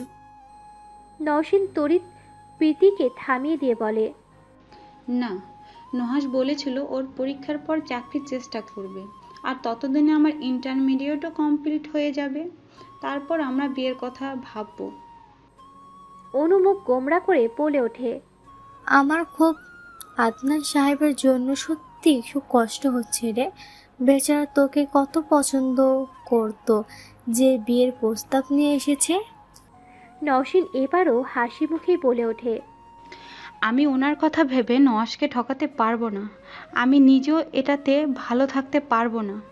আদনান স্যারের সাথে দেখা হলে আমি ওনাকে বুঝিয়ে বলবো, উনি ঠিক বুঝবেন। তাছাড়া আমি ওনার সাথে তো কখনো সায় দেইনি, আর বা ওনার সাথে আলাদা কোথাও দেখা করিনি, ঘুরতেও যাইনি, সময়ও পার করিনি। আমি টোটালি সব কিছু থেকে নিজেকে দূরে রেখেছি। এখানে কেউ আমাকে ভালোবাসতেই পারে আর পছন্দ করতেই পারে, এতে আমার কোনো দোষ নেই। নওশিনের ফোন বেজে উঠতেই নওশিন বলে ওঠে, এখন যাও, তোমরা অন্য টেবিলে বসো। নুহাস কল করেছে, ও বোধহয় চলে এসেছে। নোয়া, স্নেহা, প্রীতি, অনু সবাই পাশের টেবিলে গেলে অনু নুহাসের কল রিসিভ করে। নওশিন এদিক ওদিক দেখে বলে ওঠে, তুমি কোথায়? ওপাশ থেকে নুহাস বলে ওঠে, আমি স্টেশনে দাঁড়িয়ে আছি। তুমি কোথায়? আমাকে দেখতে পাচ্ছ? তুমি এই স্টেশনের রেস্টুরেন্টে চলে আসো, আমি এখানে বসে আছি। আচ্ছা, বসো। তাড়াতাড়ি আসবে কিন্তু। হ্যাঁ, আসছি। নওশিন ফোন কেটে দিতেই দেখে বাহিরে নুহাস দাঁড়িয়ে রেল লাইন পার হচ্ছে। কালো শার্ট পরিহিত সুদর্শন যুবক। নওশিন ভাবতে থাকে সেই প্রথম দিনের কথা। নুহাসকে যেদিন প্রথম দেখেছিল সেদিন এই ছেলেটাকে সে কতবার যে তাকিয়ে তাকিয়ে দেখেছিল। ছেলেটাও নেহাত কম দেখেনি। প্রথম দেখাতেই দুজনের নাম্বার আদান প্রদান হয়েছিল। নুহাসের চেয়ে নওশিনের আগ্রহ বেশি ছিল। আজ দ্বিতীয়বার নওশিন নুহাসকে দেখছে। তাকে সেই প্রথমবারের মতোই চোখ ধাঁধানো সুন্দর লাগছে। নুহাস রেস্টুরেন্টে দরজা ঠেলে ভিতরে এসে নওশিনকে খুঁজতেই পুরো রেস্টুরেন্ট একবার চোখ বুলিয়ে নেয়। নির্দিষ্ট মানুষটার ওপরে গিয়ে চোখ আটকে যায়। ধীরে ধীরে এগোতে থাকে সে। নুহাস সামনে এসে দাঁড়ালে নওশিনও দাঁড়িয়ে যায়। নওশিনের দাঁড়ানো দেখে নুহাস মুচকি হেসে বলে ওঠে, তুমি দাঁড়ালে কেন? বসো। নওশিন নিজের চেয়ারে বসে নুহাসকেও বসতে বলে। নুহাস হাত দিয়ে চুল ঝাড়তে থাকে। নুহাসের হাত দিয়ে চুল ঝাড়া দেওয়া দেখে নওশিন নিজের ব্যাগ থেকে রুমাল বের করে নুহাসের দিকে এগিয়ে দেয়। নুহাস হঠাৎ সামনে তাকিয়ে দেখে নওশিন রুমাল এগিয়ে দিয়ে বসে আছে। নুহাস হাসি মুখে নওশিনের রুমালটা নিয়ে মাথা মুছতে থাকে। নুহাস চুল মুছছে আর নওশিন তার দিকে এক দৃষ্টিতে তাকিয়ে আছে। নুহাস সেটা বুঝতে পেরে নিচের দিকে তাকিয়ে বলে ওঠে, এভাবে তাকিয়ে কি দেখছেন মিস নিশু? নওশিন লজ্জায় মাথা নিচু করে নেয়। কিছুক্ষণ পরেই আবার মাথা উঁচু করে নুহাসের দিকে তাকিয়ে বলে ওঠে, আমার ব্যক্তিগত পুরুষকে আমি দেখব না? আমি তোমার ব্যক্তিগত পুরুষ নই নিশু। নুহাসের এমন কথায় দমে যায় নওশিন। মনে মনে একটা প্রশ্নই মাথা চাড়া দিয়ে ওঠে, আর সেটা হচ্ছে নুহাস তার ব্যক্তিগত পুরুষ না। মনের কথা জবানে আসতে বেশি দেরি হলো না। ভুরু কুচকে সন্দিগ্ন নজরে জিজ্ঞাসা করেই ফেলল, তুমি আমার ব্যক্তিগত পুরুষ নও? নুহাস আগের বারের মতোই সোজা সাপটা না জানিয়ে দেয়। নওশিন এবার আরও জোরালোভাবে জিজ্ঞাসা করে, তবে তুমি কার ব্যক্তিগত পুরুষ? তুমি অন্য কাউকে পছন্দ করো? নওশিনের কথায় নুহাস এবার হেসে ফেলে। দুই হাতের কুনোই টেবিলে ভর দিয়ে বলে, ব্যক্তিগত পুরুষ কাকে বলে জানো? কাকে বলে? যার উপর অন্য নারীর অধিকার নেই, অন্য নারী চাইলেও সেই পুরুষকে ছিনিয়ে নিতে পারবে না। আমি কি ছিনিয়ে নিতে দিব নাকি? আমার যদি এখন অন্য কোথাও বিয়ে হয়ে যায়, তাহলে কি তুমি সেটা আটকাতে পারবে? সমাজ তোমার কথা শুনবে? তুমি কি আমার বিয়ে আটকাতে পারবে? তুমি কি অন্য কাউকে বিয়ে করে নেবে? আমি যে তোমার জন্য তোমার কথা ভেবে বিয়ে ভাঙিয়েছিলাম। নওশিনের কথা শেষ হলে নওশিনের রুমালটা ফিরিয়ে দিয়ে বলে, সঠিক না বুঝে অবুঝের মতো কথা বললে তুমি। আমি বলেছি এখন যদি আমি অন্য কারোর হয়ে যাই, তুমি কিন্তু আটকাতে পারবে না। অথচ আমাদের যদি বিয়ে হয়, তাহলে অন্য কোনো নারী আমাকে তোমার থেকে কেড়ে নিতে পারবে না। তখন আমি তোমার ব্যক্তিগত পুরুষ হব।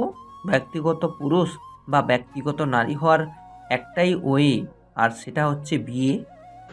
তাছাড়া ব্যক্তিগত হওয়া যায় না? না, যখন তখন অন্য কারো হওয়ার সুযোগ থাকলে ব্যক্তিগত মানুষ হওয়া যায় না। তাহলে কি বিয়ের কথা ভাবছেন? জি ভাবছি। আপনি ভাবছেন না? আপনি ভাবলে আমার না ভেবে উপায় আছে? ফাইনাল এক্সামটা হয়ে যাক, তারপর বিয়ের কথাবার্তা হবে। নুহাস এদিক ওদিক তাকিয়ে বলে, অনেকক্ষণ তো এসেছো, কিছু অর্ডার দাওনি? নওশিন ঘড়িতে সময় দেখে বলে, খাবার কিছুই অর্ডার দেওয়া হয়নি, তুমি দাও অর্ডার। নুহাস নওশিনের কথা মতো ওয়েটারকে ডেকে খাবার অর্ডার দিয়ে দেয়। স্নেহা ওয়েটারকে ডেকে নিজেদের জন্য খাবার অর্ডার দেয়। নওশিন কথার মাঝে মাঝে শুধু ঘড়ি দেখছে। আধা ঘন্টা আগে রেস্টুরেন্ট থেকে জানিয়েছে 20 মিনিটের মধ্যে কেক চলে আসবে, কিন্তু এখনও আসেনি দেখে সে চিন্তায় পড়ে গেছে। আদেও কেক এসে পৌঁছাবে তো সময়ের মধ্যে? নওশিনকে বারবার ঘড়ি দেখতে আর বাহিরে তাকাতে দেখে নুহাস বলে ওঠে, ওর জন্য অপেক্ষা করছো? না মানে আসলে। অনু পাশ থেকে বলে ওঠে, আসলে আপনার জন্য কেক আসতেছে, ও বলতে পারতেছে না। পিছন থেকে অনুর গলা শুনে নওশিন আর নুহাস দুজনেই সেদিকে তাকায়। পাশের টেবিলে সবাই খিলখিল করে হেসে ওঠে। নুহাস পিছন থেকে চোখ সরিয়ে নওশিনের দিকে জিজ্ঞাসু চোখে তাকায়। নওশিন ভীত সন্ত্রস্ত হয়ে বলে, ওরা আমার বোন। আমি ভেবেছিলাম তুমি একা এসেছো, ওনারা এসেছে, তাহলে আলাদা জায়গায় বসেছো কেন? এখানেই ডাকো। ওখানেই থাকুক, সমস্যা নেই। বিষয়টা খারাপ দেখাই নিশু, আমরা বিবাহিত নই, আমাদের ব্যক্তিগত সময় লাগবে না? নুহাস নিজেই এবার স্নেহা, প্রীতি, অনু, নোয়া সবাইকে ডাক দেয়। তারা কেউ একসাথে বসতে রাজি না হলেই নুহাস আর কিছু বলে না। তখনই এক ওয়েটার নওশিনের কাছে এসে জানায় কেক চলে এসেছে। নওশিন কেকের উপরে লেখাটা লিখে দিয়ে যেতে বলে লোকটা প্রস্থান ঘটায়। নওশিন নুহাসকে উদ্দেশ্য করে বলে, এখন থেকে কি প্রতিদিন আমাদের কথা হবে? নুহাস ফোনটা রেখে বলে, আমাদের প্রতিদিন কি আগে কখনো কথা হয়েছে? আমাদের প্রতিদিন কেন কথা হয় না? মাসে 2 বার 3 বার বা কখনো কখনো 1 বার। আমার সাথে কি তোমার কথা বলতে ইচ্ছে করে না? ইচ্ছে করে? তাহলে কি সমস্যা? আমি তোমাকে এই বিষয়টা বোঝাতে পারবো না নিশু। বোঝাতে হবে না, শুধু কারণটা বলেন। আমার এই রিলেশন আর ভালো লাগছে না। তোমাকে আমি ছাড়তেও পারবো না। আমি শুধু একটা নির্দিষ্ট সময়ের অপেক্ষা করছি। আমি ভালো একটা জব পেলেই তোমাদের বাড়িতে আমার বাবাকে দিয়ে বিয়ের প্রস্তাব পাঠাবো। এখনই যদি সব ভালোবাসা ভেসে ফেলি, বিয়ের পর কি করব? আমি চাই তোমার দিকে তাকানোতেও আমার সোয়াব হোক। নওশিন আর কিছু বলে না। বোনদের সাথে সাথে নুহাসকে নিয়ে তার মনেও সংশয় বাসা বেঁধেছিল, কিন্তু আজ সেটা ভেঙে চুরে গিয়েছে। কেক কেটে খাওয়া দাওয়া করে বের হতে হতে বিকেল 5টা বেজে যায়। নুহাস সবার সাথে পরিচিত হয়ে নেয়। নুহাসের সম্পর্কে নুহাস সহ সবার ভুল ভেঙে যায়।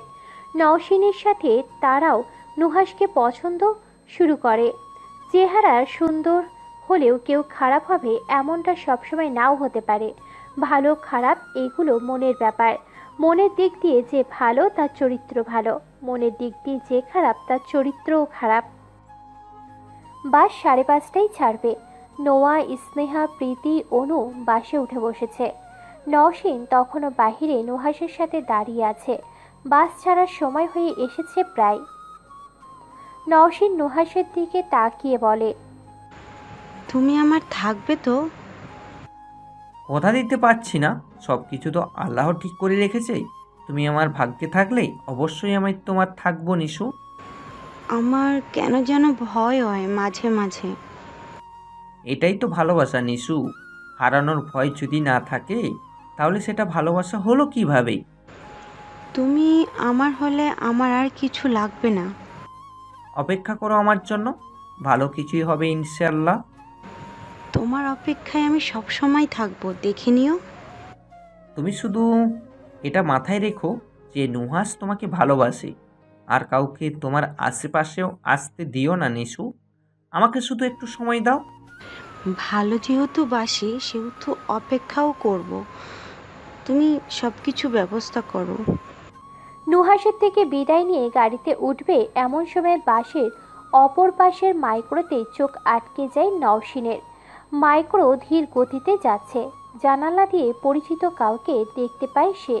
মনে মনে প্রশ্ন জেগে ওঠে, কে ওটা? আদনান স্যার? আম্মা, ও আমাকে আর কখনো ভালোবাসতে পারবে না আম্মা। নওশিন অন্য কাউকে ভালোবাসে। আমি আজ আসার সময় দুজনকে একসাথে দেখেছি। আমার দম বন্ধ হয়ে আসছিল তখন। আদনানের মা ছেলের মাথায় হাত বুলিয়ে যাচ্ছেন। ছেলে যে একটা মেয়ের জন্য এমন ভেঙে পড়বে সেটা তিনি কিছুতেই বুঝে উঠতে পারেননি। আদনানের মা আদিবা বেগম ছেলেকে সান্ত্বনা দিয়ে বললেন, শোন বাবা, তোর সাথে যার জুড়ি লেখা আছে সে যেখানে যেভাবেই থাকুক না কেন, সে কোনো না কোনো সময় মতো ঠিক তোর কাছে চলে আসবে। নওশিনের সাথে তোর বিয়ে লেখা থাকলে সে অবশ্যই তোর কাছেই আসবে, সেই তোর বউ হবে। সে যদি তোর ভাগ্যে না থাকে তাহলে তুই ওর জন্য সারা জীবন অপেক্ষা করলেও সে তোর হবে না। আম্মা, আমি নওশিনকে ভালোবাসি। ভালোবাসা থাকবে স্ত্রীর জন্য, কোনো পরনারীর জন্য। তোমার এরকম ব্যবহার আমি মোটেও আশা করছি না আদনান। তুমি বড় হয়েছো, সব কিছু বুঝতে পারো। কোনটা তোমার জন্য ভালো আর কোনটা মন্দ এটা বোঝার তোমার জ্ঞান হয়েছে। কিন্তু আম্মা, আবেগকে প্রশ্রয় দিও না আদনান। আল্লাহ যা ভাগ্যে রেখেছে সেটাই হবে। তুমি তোমার পছন্দ করা মেয়ের কথা না ভেবে আমি যার কথা বলছিলাম তার কথা ভেবে দেখো। তুমি তো এখন বাসায় এসেছো, আগামীকাল শুক্রবার, তোমার অফিসও বন্ধ। আমরা কাল তোমার জন্য মেয়ে দেখতে যাচ্ছি। আমি এখন অন্য কাউকে নিয়ে কোনো কিছু ভাবতে প্রস্তুত নই আম্মা। সবকিছু এত সহজ নয়। সহজ করে নিলেই সব কিছু সহজ। তুমি যদি তোমার আবেগ অনুভূতিকে নিয়ন্ত্রণে রাখতে না পারো, তবে তোমাকে এটার জন্য অনেক ভুগতে হবে। আমি চাই না আমার ছেলে উঠতি বয়সে এসে ছেলে মেয়েদের মতো এমন ব্যবহার করুক। তোমার বয়সে আমরা বিয়ে করে বাচ্চা কাচ্চার বাবা মা হয়ে গেছি।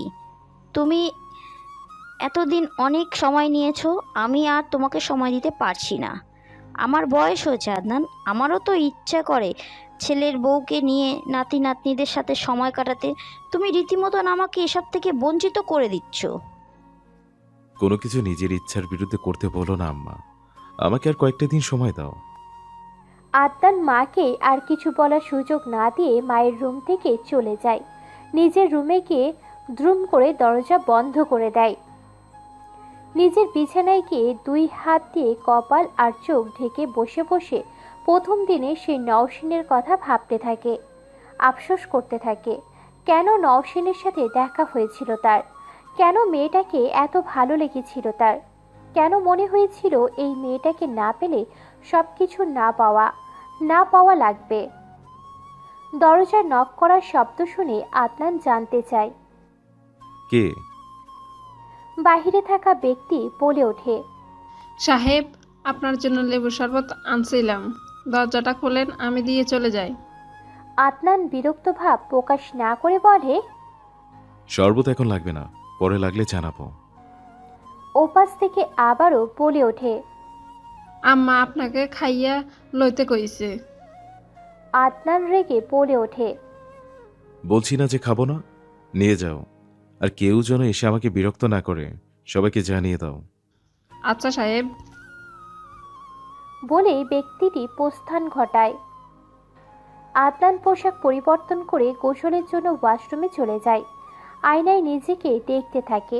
নিজেই নিজের চেহারার পরিবর্তন বুঝতে পারছে। চোখের নিচে কালো দাগ পড়ে গেছে একদিনেই। শুধু একটা রাত সে ঘুমাতে পারেনি। এই মেয়েটা তার ঘুমটাও কেড়ে নিয়েছে ভেবে নিজের জন্য আফসোস হলো আদনানের। আয়নাতে থাকা নিজের প্রতিচ্ছবিকে জিজ্ঞাসা করে ফেলে সে, নওশিনের জন্য অপেক্ষা করা কি ঠিক হবে এত কিছুর পরও? সে কি আদৌ ফিরবে কখনো? নুহাসের সাথে দেখা করে আসার পর প্রীতি আর অনু নিজেদের বাসায় চলে গিয়েছে। তাদের বাড়ি ফেরার জন্য মন কেমন করছিল, তাই বাড়ি ফিরে ব্যাগ গুছিয়ে বাড়িতে চলে গিয়েছে। বাড়িতে এখন নওশিন, স্নেহা আর নোয়া রয়েছে। 2 রুম পরে নানা নানির শোবার ঘর। খাওয়া দাওয়া করে নোয়া। স্নেহা আর নওশিন নিজেদের রুমে চলে আসে। বিছানা গুছিয়ে যে যার বিছানায় শুয়ে পড়ে। পাশে থেকে নওশিন রুমের লাইটটা অফ করে দেয়। বালিশের নিচে থেকে ফোনটা বের করে নুহাসকে কল দিতে থাকে। বাড়ি ফিরে নুহাসকে টেক্সট করেছিল সে। বিকালের কথা হয়েছে 2 মিনিট। নুহাসের ফোন এখন বন্ধ আছে। নুহাসের সাথে প্রতিদিন কথা না হলেও তার ফোন কখনো বন্ধ পায়নি নওশিন। নওশিন বারবার কাউকে ফোন দিচ্ছে। বুঝতে পেরে নোয়া বলে ওঠে, কিছু হয়েছে নিশু? নওশিন নুহাসের ফোনে আবার কল দিতে দিতে বলে, নুহাসকে ফোন দিয়েছিলাম, বিকেলে একটু কথা হয়েছিল, তখন বলল ব্যস্ত আছি। রাতে কল দিয়েও এখন কল দিচ্ছি কিন্তু ফোন বন্ধ। ওর ফোন কখনো বন্ধ থাকে না, আজ হঠাৎ বন্ধ কেন সেটাই বুঝতে পারছি না আমি। স্নেহা বলে ওঠে, ব্যবহার দেখে তো মনে হলো নুহাস তোকে ভালোবাসে। আমরা আগে ভুলছিলাম, এখন ফোন বন্ধ রাখবে কেন? তোকে খারাপ লাগলে বা প্রেমিকা হিসেবে পছন্দ না হলে তখনই বলে দিত। নোয়া কিছু একটা ভেবে বলে ওঠে, ফোন বন্ধ না করে সিম খুলে রাখলেনি তো? আমার কেমন যেন খটকা লাগছে। আমার এখনো বিশ্বাস হচ্ছে না যে নুহাস তোকেই ভালোবাসে। নওশিন ফোনটা রেখে নীরব স্বরে বলে, এতগুলো দিন পর আজকে মনটা ভালো হয়েছিল। ওর বিরুদ্ধে কিছু বলে আমার মনটা খারাপ করে দিও না প্লিজ। নোয়া আবারও বলে ওঠে, তোদের মিউচুয়াল পরিচিত কেউ নেই? তার কোনো বন্ধুর সাথে পরিচয় আছে? হ্যাঁ আছে তো, কবির ভাই যে আমাকে ওই রেস্টুরেন্ট ওই সেন্টারের ডিটেলস দিয়েছিল। আমি তো কিছুই চিনতাম না, উনি ছবি দিয়েছিল। ওনাকে কি নক দিব? উনি নুহাসের কাছের বন্ধু। স্নেহা তড়িঘড়ি করে বলে ওঠে, হ্যাঁ কল দিয়ে দেখ। নুহাস কি ইচ্ছে করে ফোন বন্ধ রেখেছে নাকি কিছু হয়েছে সেটা জানতে পারবি। আচ্ছা তাহলে কল দেই, দেখি কি বলে। আমার মনে হচ্ছে নুহাসের কোনো বিপদ হয়েছে। নোয়া আশ্চর্যের সাথে প্রশ্ন করে, বিপদ? এরকম কেন মনে হলো? নওশীন আগের মতোই স্বাভাবিকভাবে বলে, ওর ফোন কখনো বন্ধ থাকে না। আমার সাথে সম্পর্ক না রাখলে সেটা তো বলেই দিত। এরকম ভঙ্গিতা করার কোনো প্রয়োজন নেই। নোয়া একটা দীর্ঘশ্বাস ফেলে বলে, নুহাস যদি কোনো বিপদে পড়ে তাহলে দোয়া করি তার বিপদ যেন তাড়াতাড়ি কেটে যায়, তোর কথাই যেন সত্যি হয়। আমার ভালো লাগছে না আপু। নুহাস ঠিক আছে তো? স্নেহা নওশীনকে শান্ত করার চেষ্টায় বলে, ফোন বন্ধ থাকা স্বাভাবিক। সেটা কোন দিন ফোন বন্ধ করেনি জন্য কি কোনো দিন বন্ধ করতেও পারবে না নাকি? নিশু তুই বেশি বেশি অপেক্ষা করছিস, এখন ঘুমিয়ে পড়, কালকে কল দিয়ে দিস। স্নেহা নোয়া আর কোনো কথা না বলে নিজেরা নিজেদের মতো ঘুমানোর প্রস্তুতি নেয়। অনু আর প্রীতি না থাকায় রুমটা আজ খালি খালি লাগছে। নোয়া আর স্নেহার কোনো কথা না বলায় নওশীন নিজেও পাশ ফিরে শুয়ে পড়ে, ফোনটা রেখে ঘুমানোর চেষ্টা করতে থাকে। ভোর 5টা। সবাই প্রতিদিনের মতোই নামাজের জন্য উঠে নামাজ আদায় করে নেয়। প্রতিদিনের মতোই সবাই হাঁটতে বের হওয়ার কথা। নওশীন নামাজ শেষ করে আবার শুয়ে পড়ে। স্নেহা বাহিরে হাঁটতে যাওয়ার জন্য ডাকতে এলে জানিয়ে দেয় তার শরীরটা ভালো লাগছে না, তাই সে আজ বাহিরে যাবে না।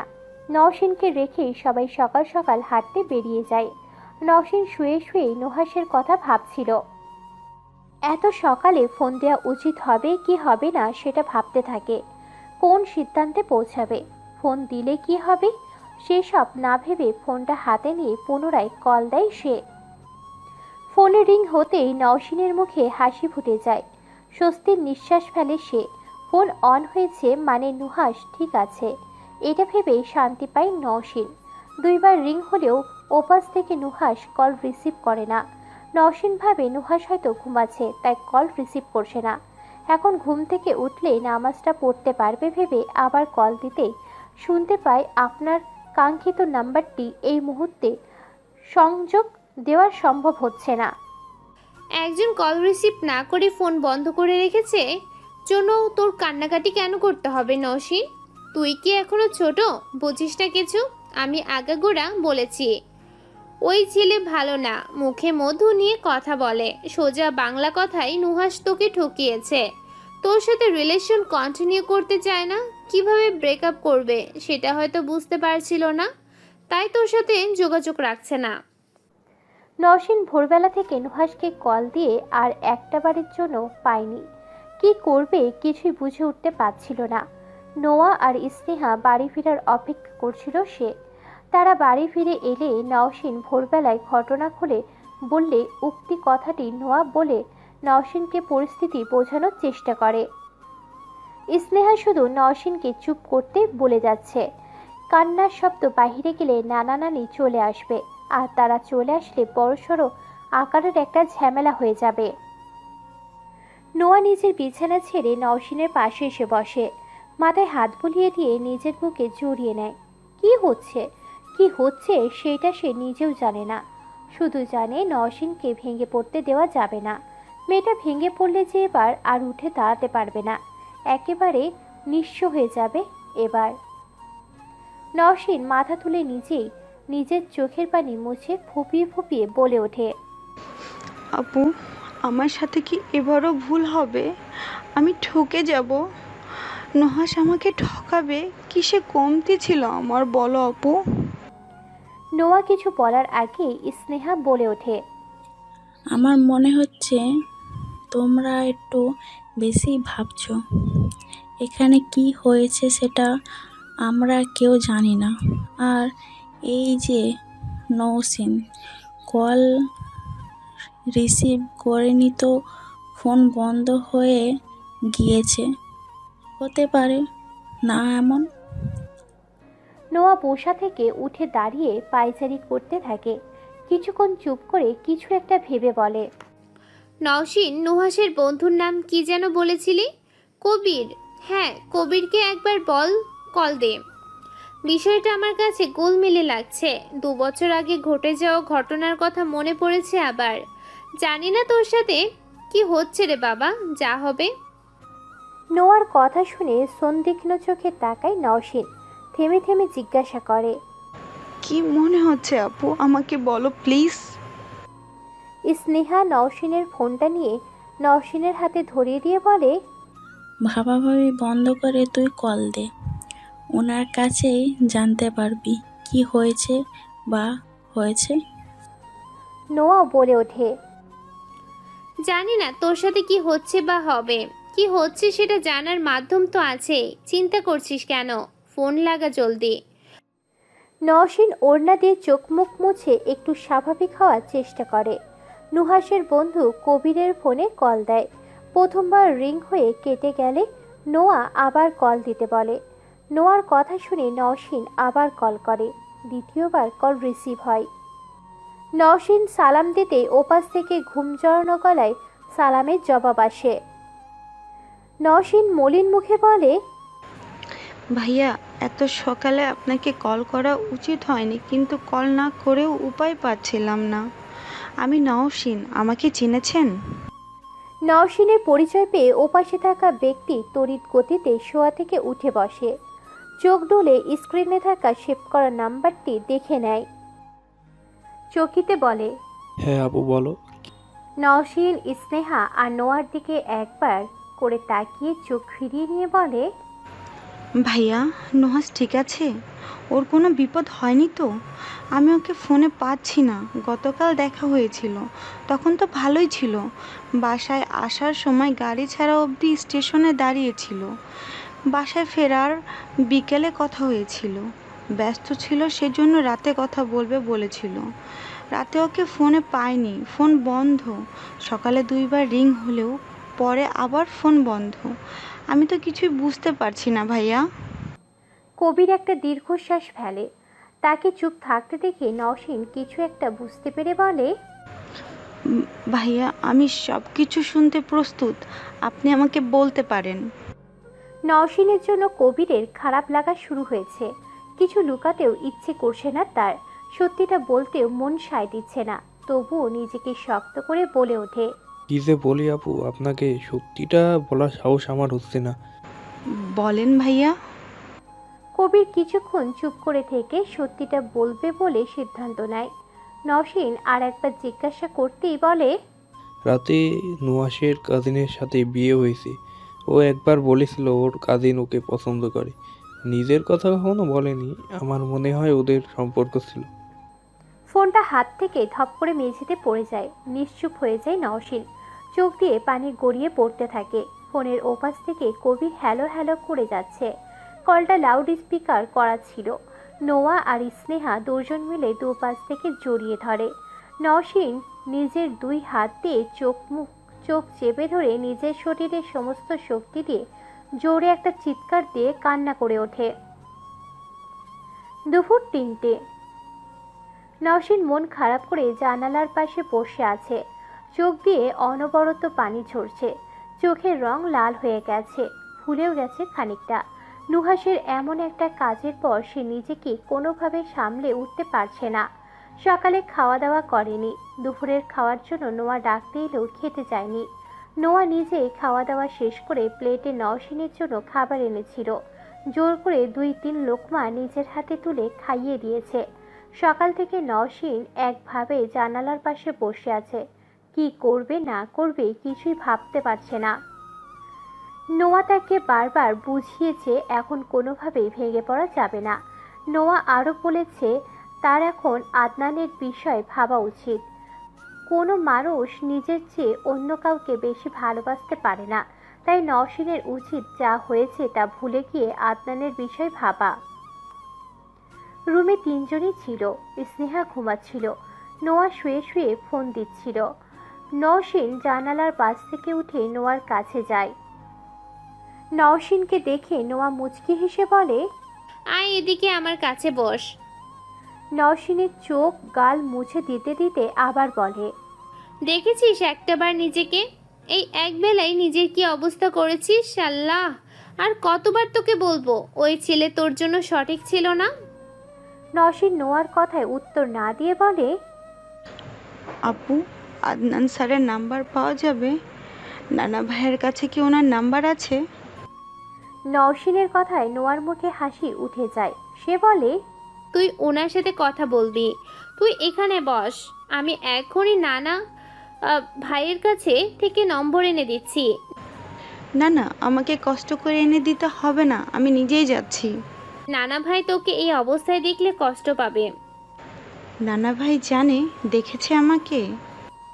নওশিন অবাক হয়ে জিজ্ঞাসা করে, নানা ভাই জানে? হ্যাঁ, তোমরা দুপুরে খাচ্ছিলে তখন নানা ভাই আমার রুমে এসেছিল। নানা ভাই অনেকক্ষণ কথা বলেছে এসব নিয়ে। আগে যতটা খারাপ লাগছিল এখন আর ততটা খারাপ লাগছে না। ওকে তো ঘৃণা লাগছে আমার। নওশিন নিজের কথা শেষ করে রুম থেকে বেরিয়ে যায়। তার নানা বাহিরে চেয়ার পেতে বসেছিলেন। নওশিন ধীর পায়ে সেদিকে এগিয়ে যায়। নওশিনকে আসতে দেখে মুহিব শেখ বলে ওঠেন, ঘুম আসছে না? নওশিন মাথা ঝাঁকিয়ে বলে, না, ঘুম আসছে না। নানা ভাই, আদনান স্যারের নাম্বার আছে, ওনার নাম্বারটা দেওয়া যাবে? মুহিব শেখ হাসি মুখে জিজ্ঞাসা করে, তুই কি তার সম্পর্কে ভাবতে চাচ্ছিস নানা ভাই? হ্যাঁ। আচ্ছা, ওনার সাথে বের হলে কি তোমরা কেউ মাইন্ড করবে? আমার বাড়িতে ভালো লাগছে না। আজকেই হ্যাঁ বলছি, এটাই প্রথম আর এটাই শেষ। এরপর এরকম আর কোনো আবদার করবে না। নাও আমার ফোনটা নাও, এখানে নাম্বার সেভ করা আছে। নওশিন মুহিব শেখের হাত থেকে ফোনটা নিয়ে আদনানের নাম্বারটা নেয়। নানার সাথে আরও কিছু কথা বলে রুমে চলে আসে। নওশিনকে রুমে আসতে দেখে নোয়া বলে ওঠে, পেয়েছিস নম্বর? হ্যাঁ, পেয়েছি। কল দিবি? কল না দিলে নাম্বার কেন নিলাম? কি বলবি তুই? দেখো কি বলি। নওশিন আর কোনো কথা না বলে ফোনটা নিয়ে জানালার কাছে চলে যায়। আদনানের নাম্বারটি বের করেই কল দেয়। রিং হতেই ওপাশ থেকে কল রিসিভ হয়ে যায়। নওশিন কাঁপা কাঁপা গলায় সালাম দেয়। আদনান নওশিনের কলে বেশ অবাক হয়ে বলে, অপ্রস্তুতভাবেই বলে ওঠে, হঠাৎ কল দিলে যে, কোনো প্রয়োজন? আপনি আমাকে বিয়ে করবেন? গাড়ি থামায় আদনান। গাড়ির চলন্ত অবস্থায় কিছু শোনা যাচ্ছিল না।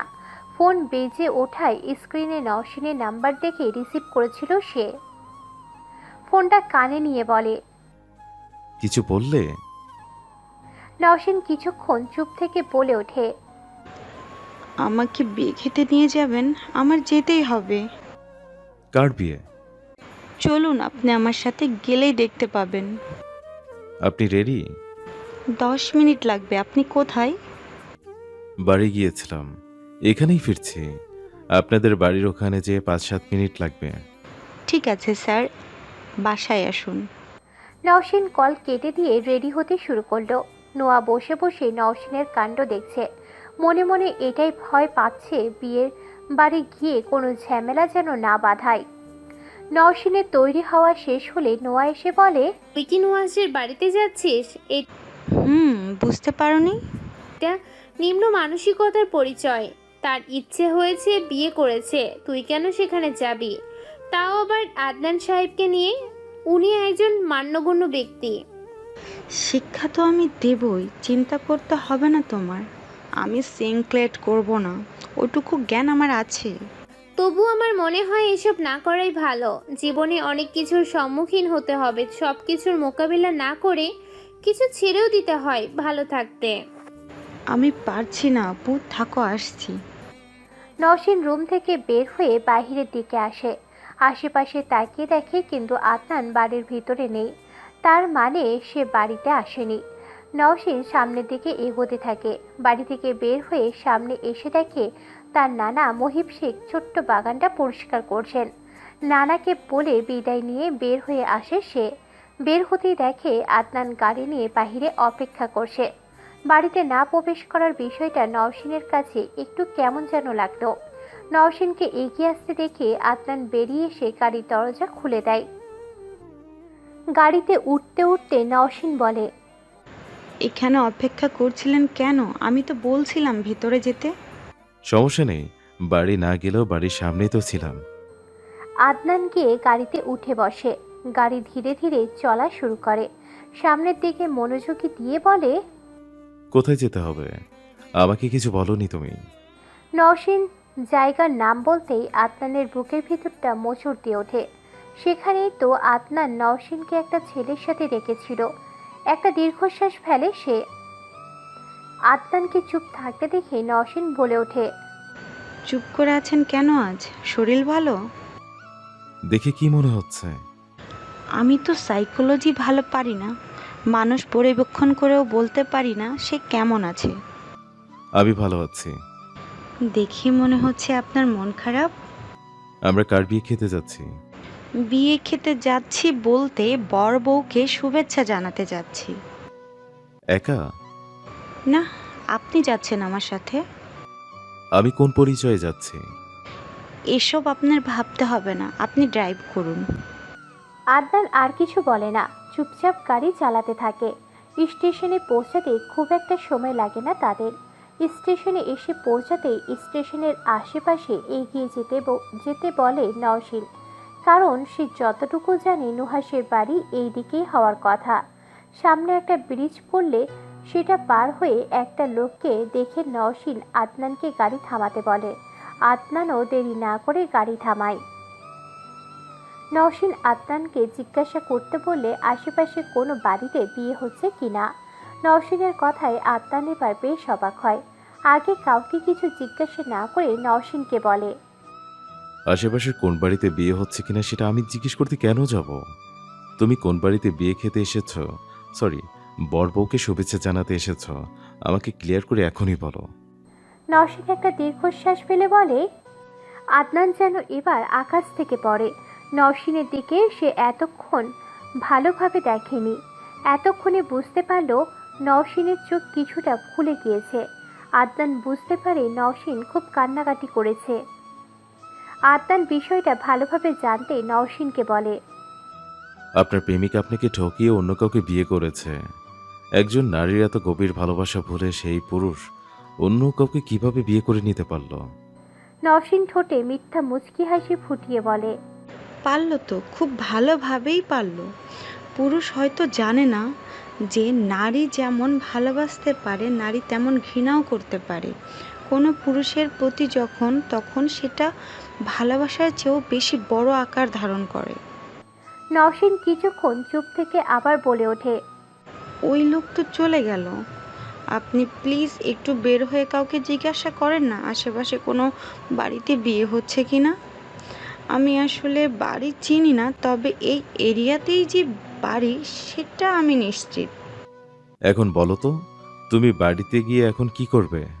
তাও তো বিয়ে হয়ে গেছে, এমন নয় যে বিয়ে হয়নি। তুমি বিয়ের আসরে গিয়ে বিয়ে ভেঙে দিবে? না, বিয়ে তো ভাঙবো না, আমি শুধু তাদের বিয়েতে শুভেচ্ছা জানাবো। কথা দিচ্ছ? জি, একদম পাক্কা প্রমিস। আদনান গাড়ি থেকে বের হয়ে বাহিরে যায়। নওশীন গাড়িতে একা একা বসে ব্যাগে থেকে নুহাসের সাথে সম্পর্কের প্রথম মাসে পাওয়া গিফটগুলো বের করে দেখে, আবার ব্যাগের ভিতরে রেখে দেয়। মিনিট দুয়েক পরে আদনান ফিরে এসে গাড়ির সিটে বসে। নওশীনকে জানায় সামনে আর একটা ব্রিজ, ব্রিজের সাথেই নিচের দিকে একটা বাড়ি, সেখানে বিয়েটা হচ্ছে। গাড়ি আবার চলা শুরু করে। কিছুক্ষণের মধ্যেই গাড়ি এসে নির্দিষ্ট স্থানে থেমে যায়।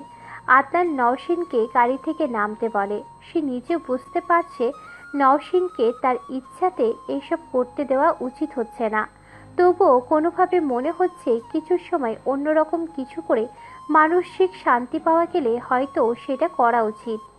আদনান গাড়ি থেকে নামার আগে মুখে মাস্ক আর চশমাটা পরে নেয়। গাড়ি থেকে বের হয়ে নওশিনের কাছে এসে দাঁড়ায়। নওশিনের ভিতরে যেতে ভয় লাগছে। প্রিয় মানুষের পাশে আজ সে অন্য কাউকে দেখবে। প্রিয় মানুষের সাথে অন্য কাউকে দেখার মতো দুর্ভাগ্য হয়তো আর কোনো কিছুতে নেই। নওশিন আবার ভাবে নুহাস তো আর প্রিয় মানুষ নেই, সে কঠিনভাবে অপ্রিয় মানুষ হয়ে গিয়েছে। সে একজন প্রতারক। মিষ্টি কথায় সে তাকে এতদিন ঠকিয়েছে। নওশিনের ভাবনায় আদনান ছেদ ঘটায়। এপাশ ওপাশ তাকিয়ে জিজ্ঞাসা করে, এখানে দাঁড়িয়ে থাকবে? নওশিন আদনানের দিকে তাকায়। আপনি বরং গাড়িতে থাকুন, আমি একাই যেতে পারবো। আপনাকে এখানে কেউ চিনলে সমস্যা হতে পারে। হয়তো তোমার খুশির জন্য সব করতে পারবো। মানুষ সবসময় ভুল মানুষকে আটকে যায়। আমিও তেমন বাজেভাবে আটকে গিয়েছিলাম। আপনি আটকিয়েছিলেন আমার মাঝে আর আমি তার মাঝে।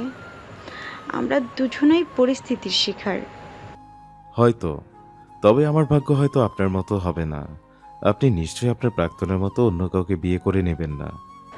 আমার এখন কাউকে ভালোবাসতে ভয় লাগে। সেটা দেখা যাবে, এখন চলো।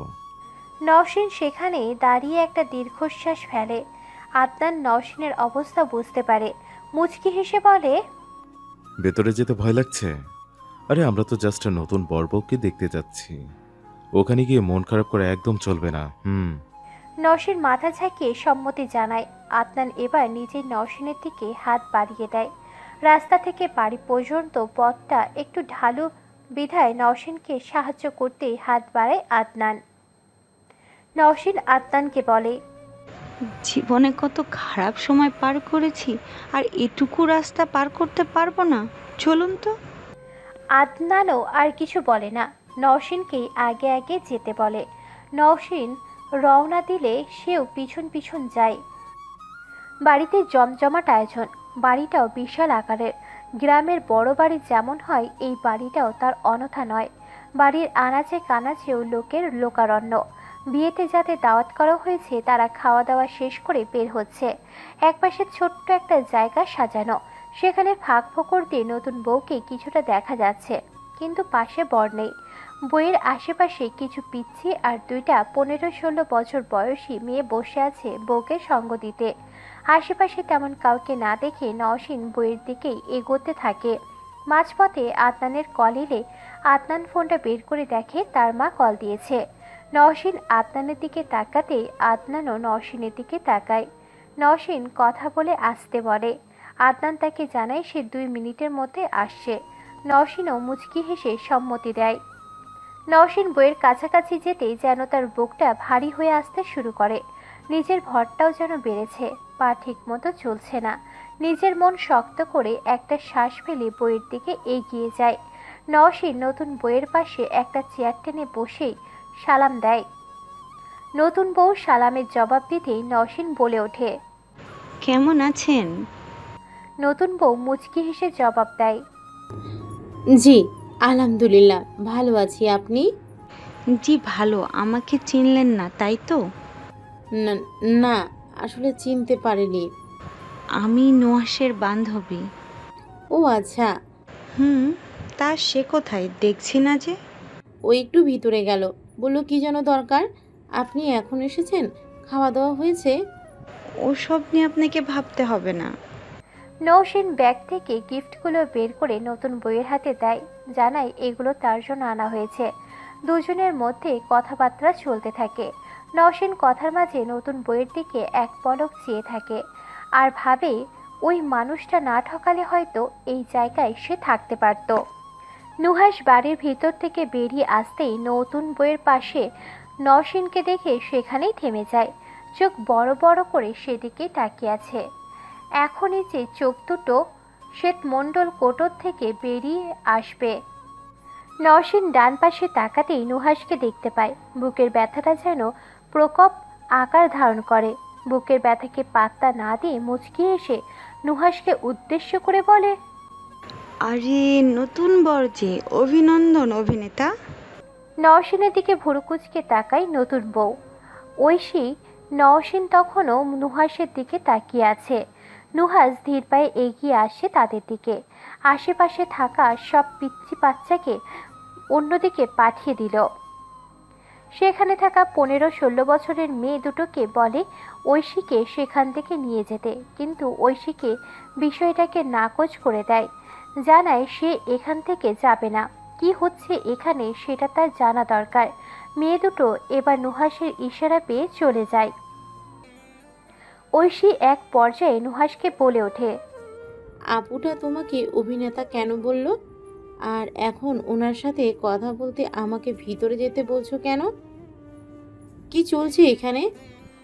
নুহাস ঐশীর কাছে এসে বলে, আরে কিচ্ছু হয়নি, ও আমার পরিচিত হয়। নওশীন দাঁড়িয়ে চুপচাপ ওদের কথাই শুনছিল। এমন সময় ফোনের মেসেজের শব্দ আসতে ফোনের স্ক্রিনে চোখ বুলিয়ে নেয়। আদনান মেসেজ করে জানিয়েছে সে সামনের টেবিলেই আছে, প্রয়োজন হলে যেন কল করে। নওশীন সাথে সাথে রিপ্লাই করে তার ওখানেই মিনিট 2-এর মধ্যে আসতে বলে। ঐশী নওশীনকে জিজ্ঞাসা করে, আপু আপনি কে বলুন তো? নওশীন মুচকি হেসে বলে, আপনার কি মনে হয়? নুহাস দুজনকে থামিয়ে বলে, আরে কি শুরু করলে তোমরা দুজনে?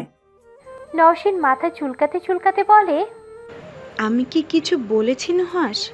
ওই যে তুমি আমার সাথে 4-5 মাস সম্পর্কে ছিলে, গতকালও দেখা করেছিলে, আমাকে বিয়ের স্বপ্নও দেখিয়েছিলে, এসব কিছুই কি আমি বলেছি কাউকে? নো, নেভার, আমি কাউকেই কিছু বলিনি নুহাস। ঐশী নওশীনের কথা শুনে চোখ বড় বড় করে নুহাসের দিকে তাকিয়ে আছে। ওদিক থেকে নুহাস রাগী চোখে নওশীনের দিকে তাকিয়ে আছে। নওশীন দুজনের অবস্থা দেখে মিটিমিটি হাসছে। দুজনের অবস্থা দেখে নওশীন বলে, কি হলো, তাকিয়ে আছো কেন? হেসে আবার ঐশীকে বলে, আর এই যে ভাবি, ছেলেরা কিন্তু বিয়ের আগে কিংবা বিয়ের পরে ভালো ছেলে থাকে না, ভালো বানিয়ে নিতে হয়। আমার কথা বুঝতে পেরেছেন তাই না?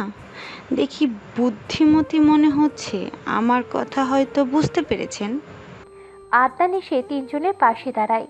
সে তখনও মাস্ক সানগ্লাস পরে আছে।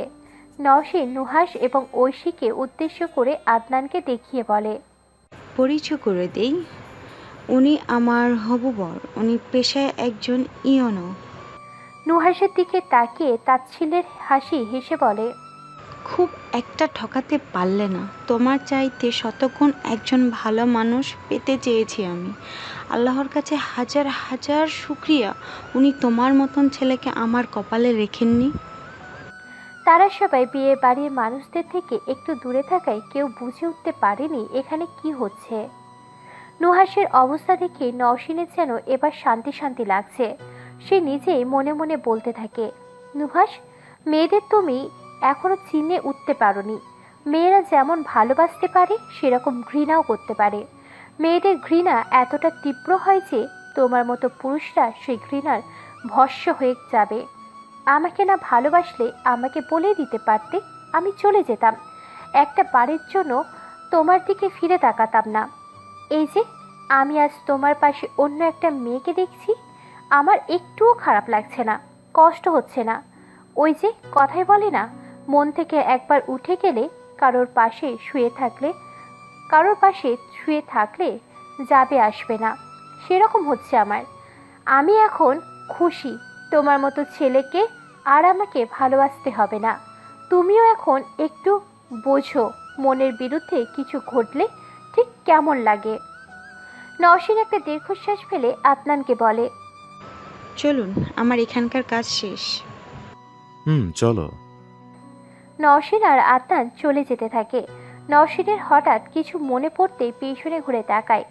ঐশী এক পলক নুহাসের দিকে তাকিয়ে আছে। নুহাস বারবার তাকে বোঝানোর চেষ্টা করেই যাচ্ছে। নওশীন এগিয়ে গিয়ে ঐশীকে উদ্দেশ্য করে বলে, শুনুন আপু, আমি খুব একটা ভালো মানুষ নই, আমি খুব স্বার্থপর। কেউ আমাকে কান্না করাবে আর আমি তার চোখে পানি আনবো না, এটা ভালো মানুষ আমি নই। আপনি আপনার বরকে সাবধানে রাখিয়েন, প্লে বয় পেয়েছেন আপনার ভাগ্যে। নজরে রাখবেন। তার আবার অন্য কোথাও মুখ মারার অভ্যাস আছে তো। নওশীন আদনানকে নিয়ে সেখান থেকে বেরিয়ে আসে। একটা বারের জন্য পিছন ফিরে তাকায়নি। সে বুঝতে পারছে আজ সে ভীষণ সেলফিশ হয়ে গিয়েছে, তবুও নিজেকে সান্ত্বনা দিচ্ছে এটা ভেবে যে মাঝে মধ্যেই নিজেদের মনকে ভালো রাখতে এরকম অন্যজনকে মুখোশ খুলে দিতে হয়। আদনান আর নওশীন গাড়িতে এসে বসে। আদনান খেয়াল করে নওশীনকে নিশ্চিন্ত লাগছে। আদনান নওশীনকে জিজ্ঞাসা করে, এখন কি ভালো লাগছে? আমার নিজেকে সুদর্শন মনে হচ্ছিল। আমি বুঝতে পারলাম তুমি এমন একটা দিনে এসব বলে অন্যায় করছো, তবে কেন জানি না আটকাতে ইচ্ছে করলো না। এখন আমার অনেক শান্তি লাগছে। ওরা রিলেশন করে বিয়ে করেছে, সংসার ভাঙবে না, কিন্তু মেয়েটা ওকে পুতুলের মতন করে রাখবে। উঠলে বললে উঠতে হবে, আর বসতে বললে বসতে হবে। কথাগুলো বলেই সিটে হেলান দিয়ে চোখ বন্ধ করে ফেলে নওশীন। আদনান গাড়ি চালানো শুরু করে। নওশীন সারাটা রাস্তা চোখ বন্ধ করে বসেছিল। আদনান গাড়ি চালানোর ফাঁকে ফাঁকে নওশীনকে দেখতে থাকে। এক পর্যায়ে আদনান বলে, বাড়ি পৌঁছে দেবো নাকি কোথাও যাবে ঘুরতে? নওশীন চোখ বন্ধ করে বলে, বাড়ি ছাড়া অন্য কোনো জায়গায় নিয়ে যান, আমি একটু শান্তিতে শ্বাস ফেলতে চাই। আদনান হাসি মুখে গাড়ি চালাতে থাকে। সামনের দিকে মনোযোগ দিয়েই বলে, আমাকে আর কতদিন অপেক্ষা করতে হবে? কিসের জন্য? আমার পাশে পাশে মেয়েটার জন্য। অনন্তকাল। কেন? এত সহজে আমি কাউকে মন দিতে পারছি না। আমাকে আবার কেউ ছেড়ে গেলে আমি আর নিজেকে সামলাতে পারবো না। ছেড়ে না যাওয়ার জন্য কাজ করি। কি? বিয়ে। নওশীন আদনানের দিকে অসহায় দৃষ্টিতে তাকায়, বলে, আমার সময় লাগবে। আমি এত তাড়াতাড়ি কোনো কিছুতে সিদ্ধান্ত নিতে পারছি না। কত সময় লাগবে? আমি কলেজ লাইফটা শেষ করতে চাই। তারপর আপনাকে আর হারাতে হবে না তো? আদনানের প্রশ্নে জবাব না দিয়ে নওশীন উল্টো প্রশ্ন করে, ভালোবাসেন? যদি বলি হ্যাঁ, তাহলে বলবো ভালোবাসাটা জিয়ে রাখুন। প্রেমিক স্পন্দনের দায়িত্ব আমি নিলাম। প্রেম স্পন্দন সেটা কি? যে প্রেম হৃদস্পন্দন বাড়ে, প্রেমের ভাষা, আমি তাকে প্রেমিক স্পন্দন বলি। শুধু এটা ভাববেন না যে আমি একজনের কাছে ঠকেছি সেই জন্য হ্যাঁ বলছি। আমি বড্ড স্বার্থপর। আমি ভালোবাসায় ভালো থাকতে চাই। আদনান মুচকি হেসে বলে, আমি অবুঝ নই নিশু। আদনানের মুখে নিশু ডাক শুনে তার দিকে তাকিয়ে থাকে। আদনান একটু অপ্রস্তুত হয়ে বলে, নিশু বলতে নিষেধ করেছিলে, সরি। নওশীন নিচু গলায় বলে, নিশু বলে ডাকার দায়িত্ব দিলাম। হেরফের হলে কঠিন শাস্তি ভোগ করতে হবে বলে দিলাম। কি অশান্তি? বিয়ের পর রাতে রুমে নেব না? উচ্চস্বরে হেসে ওঠে আদনান।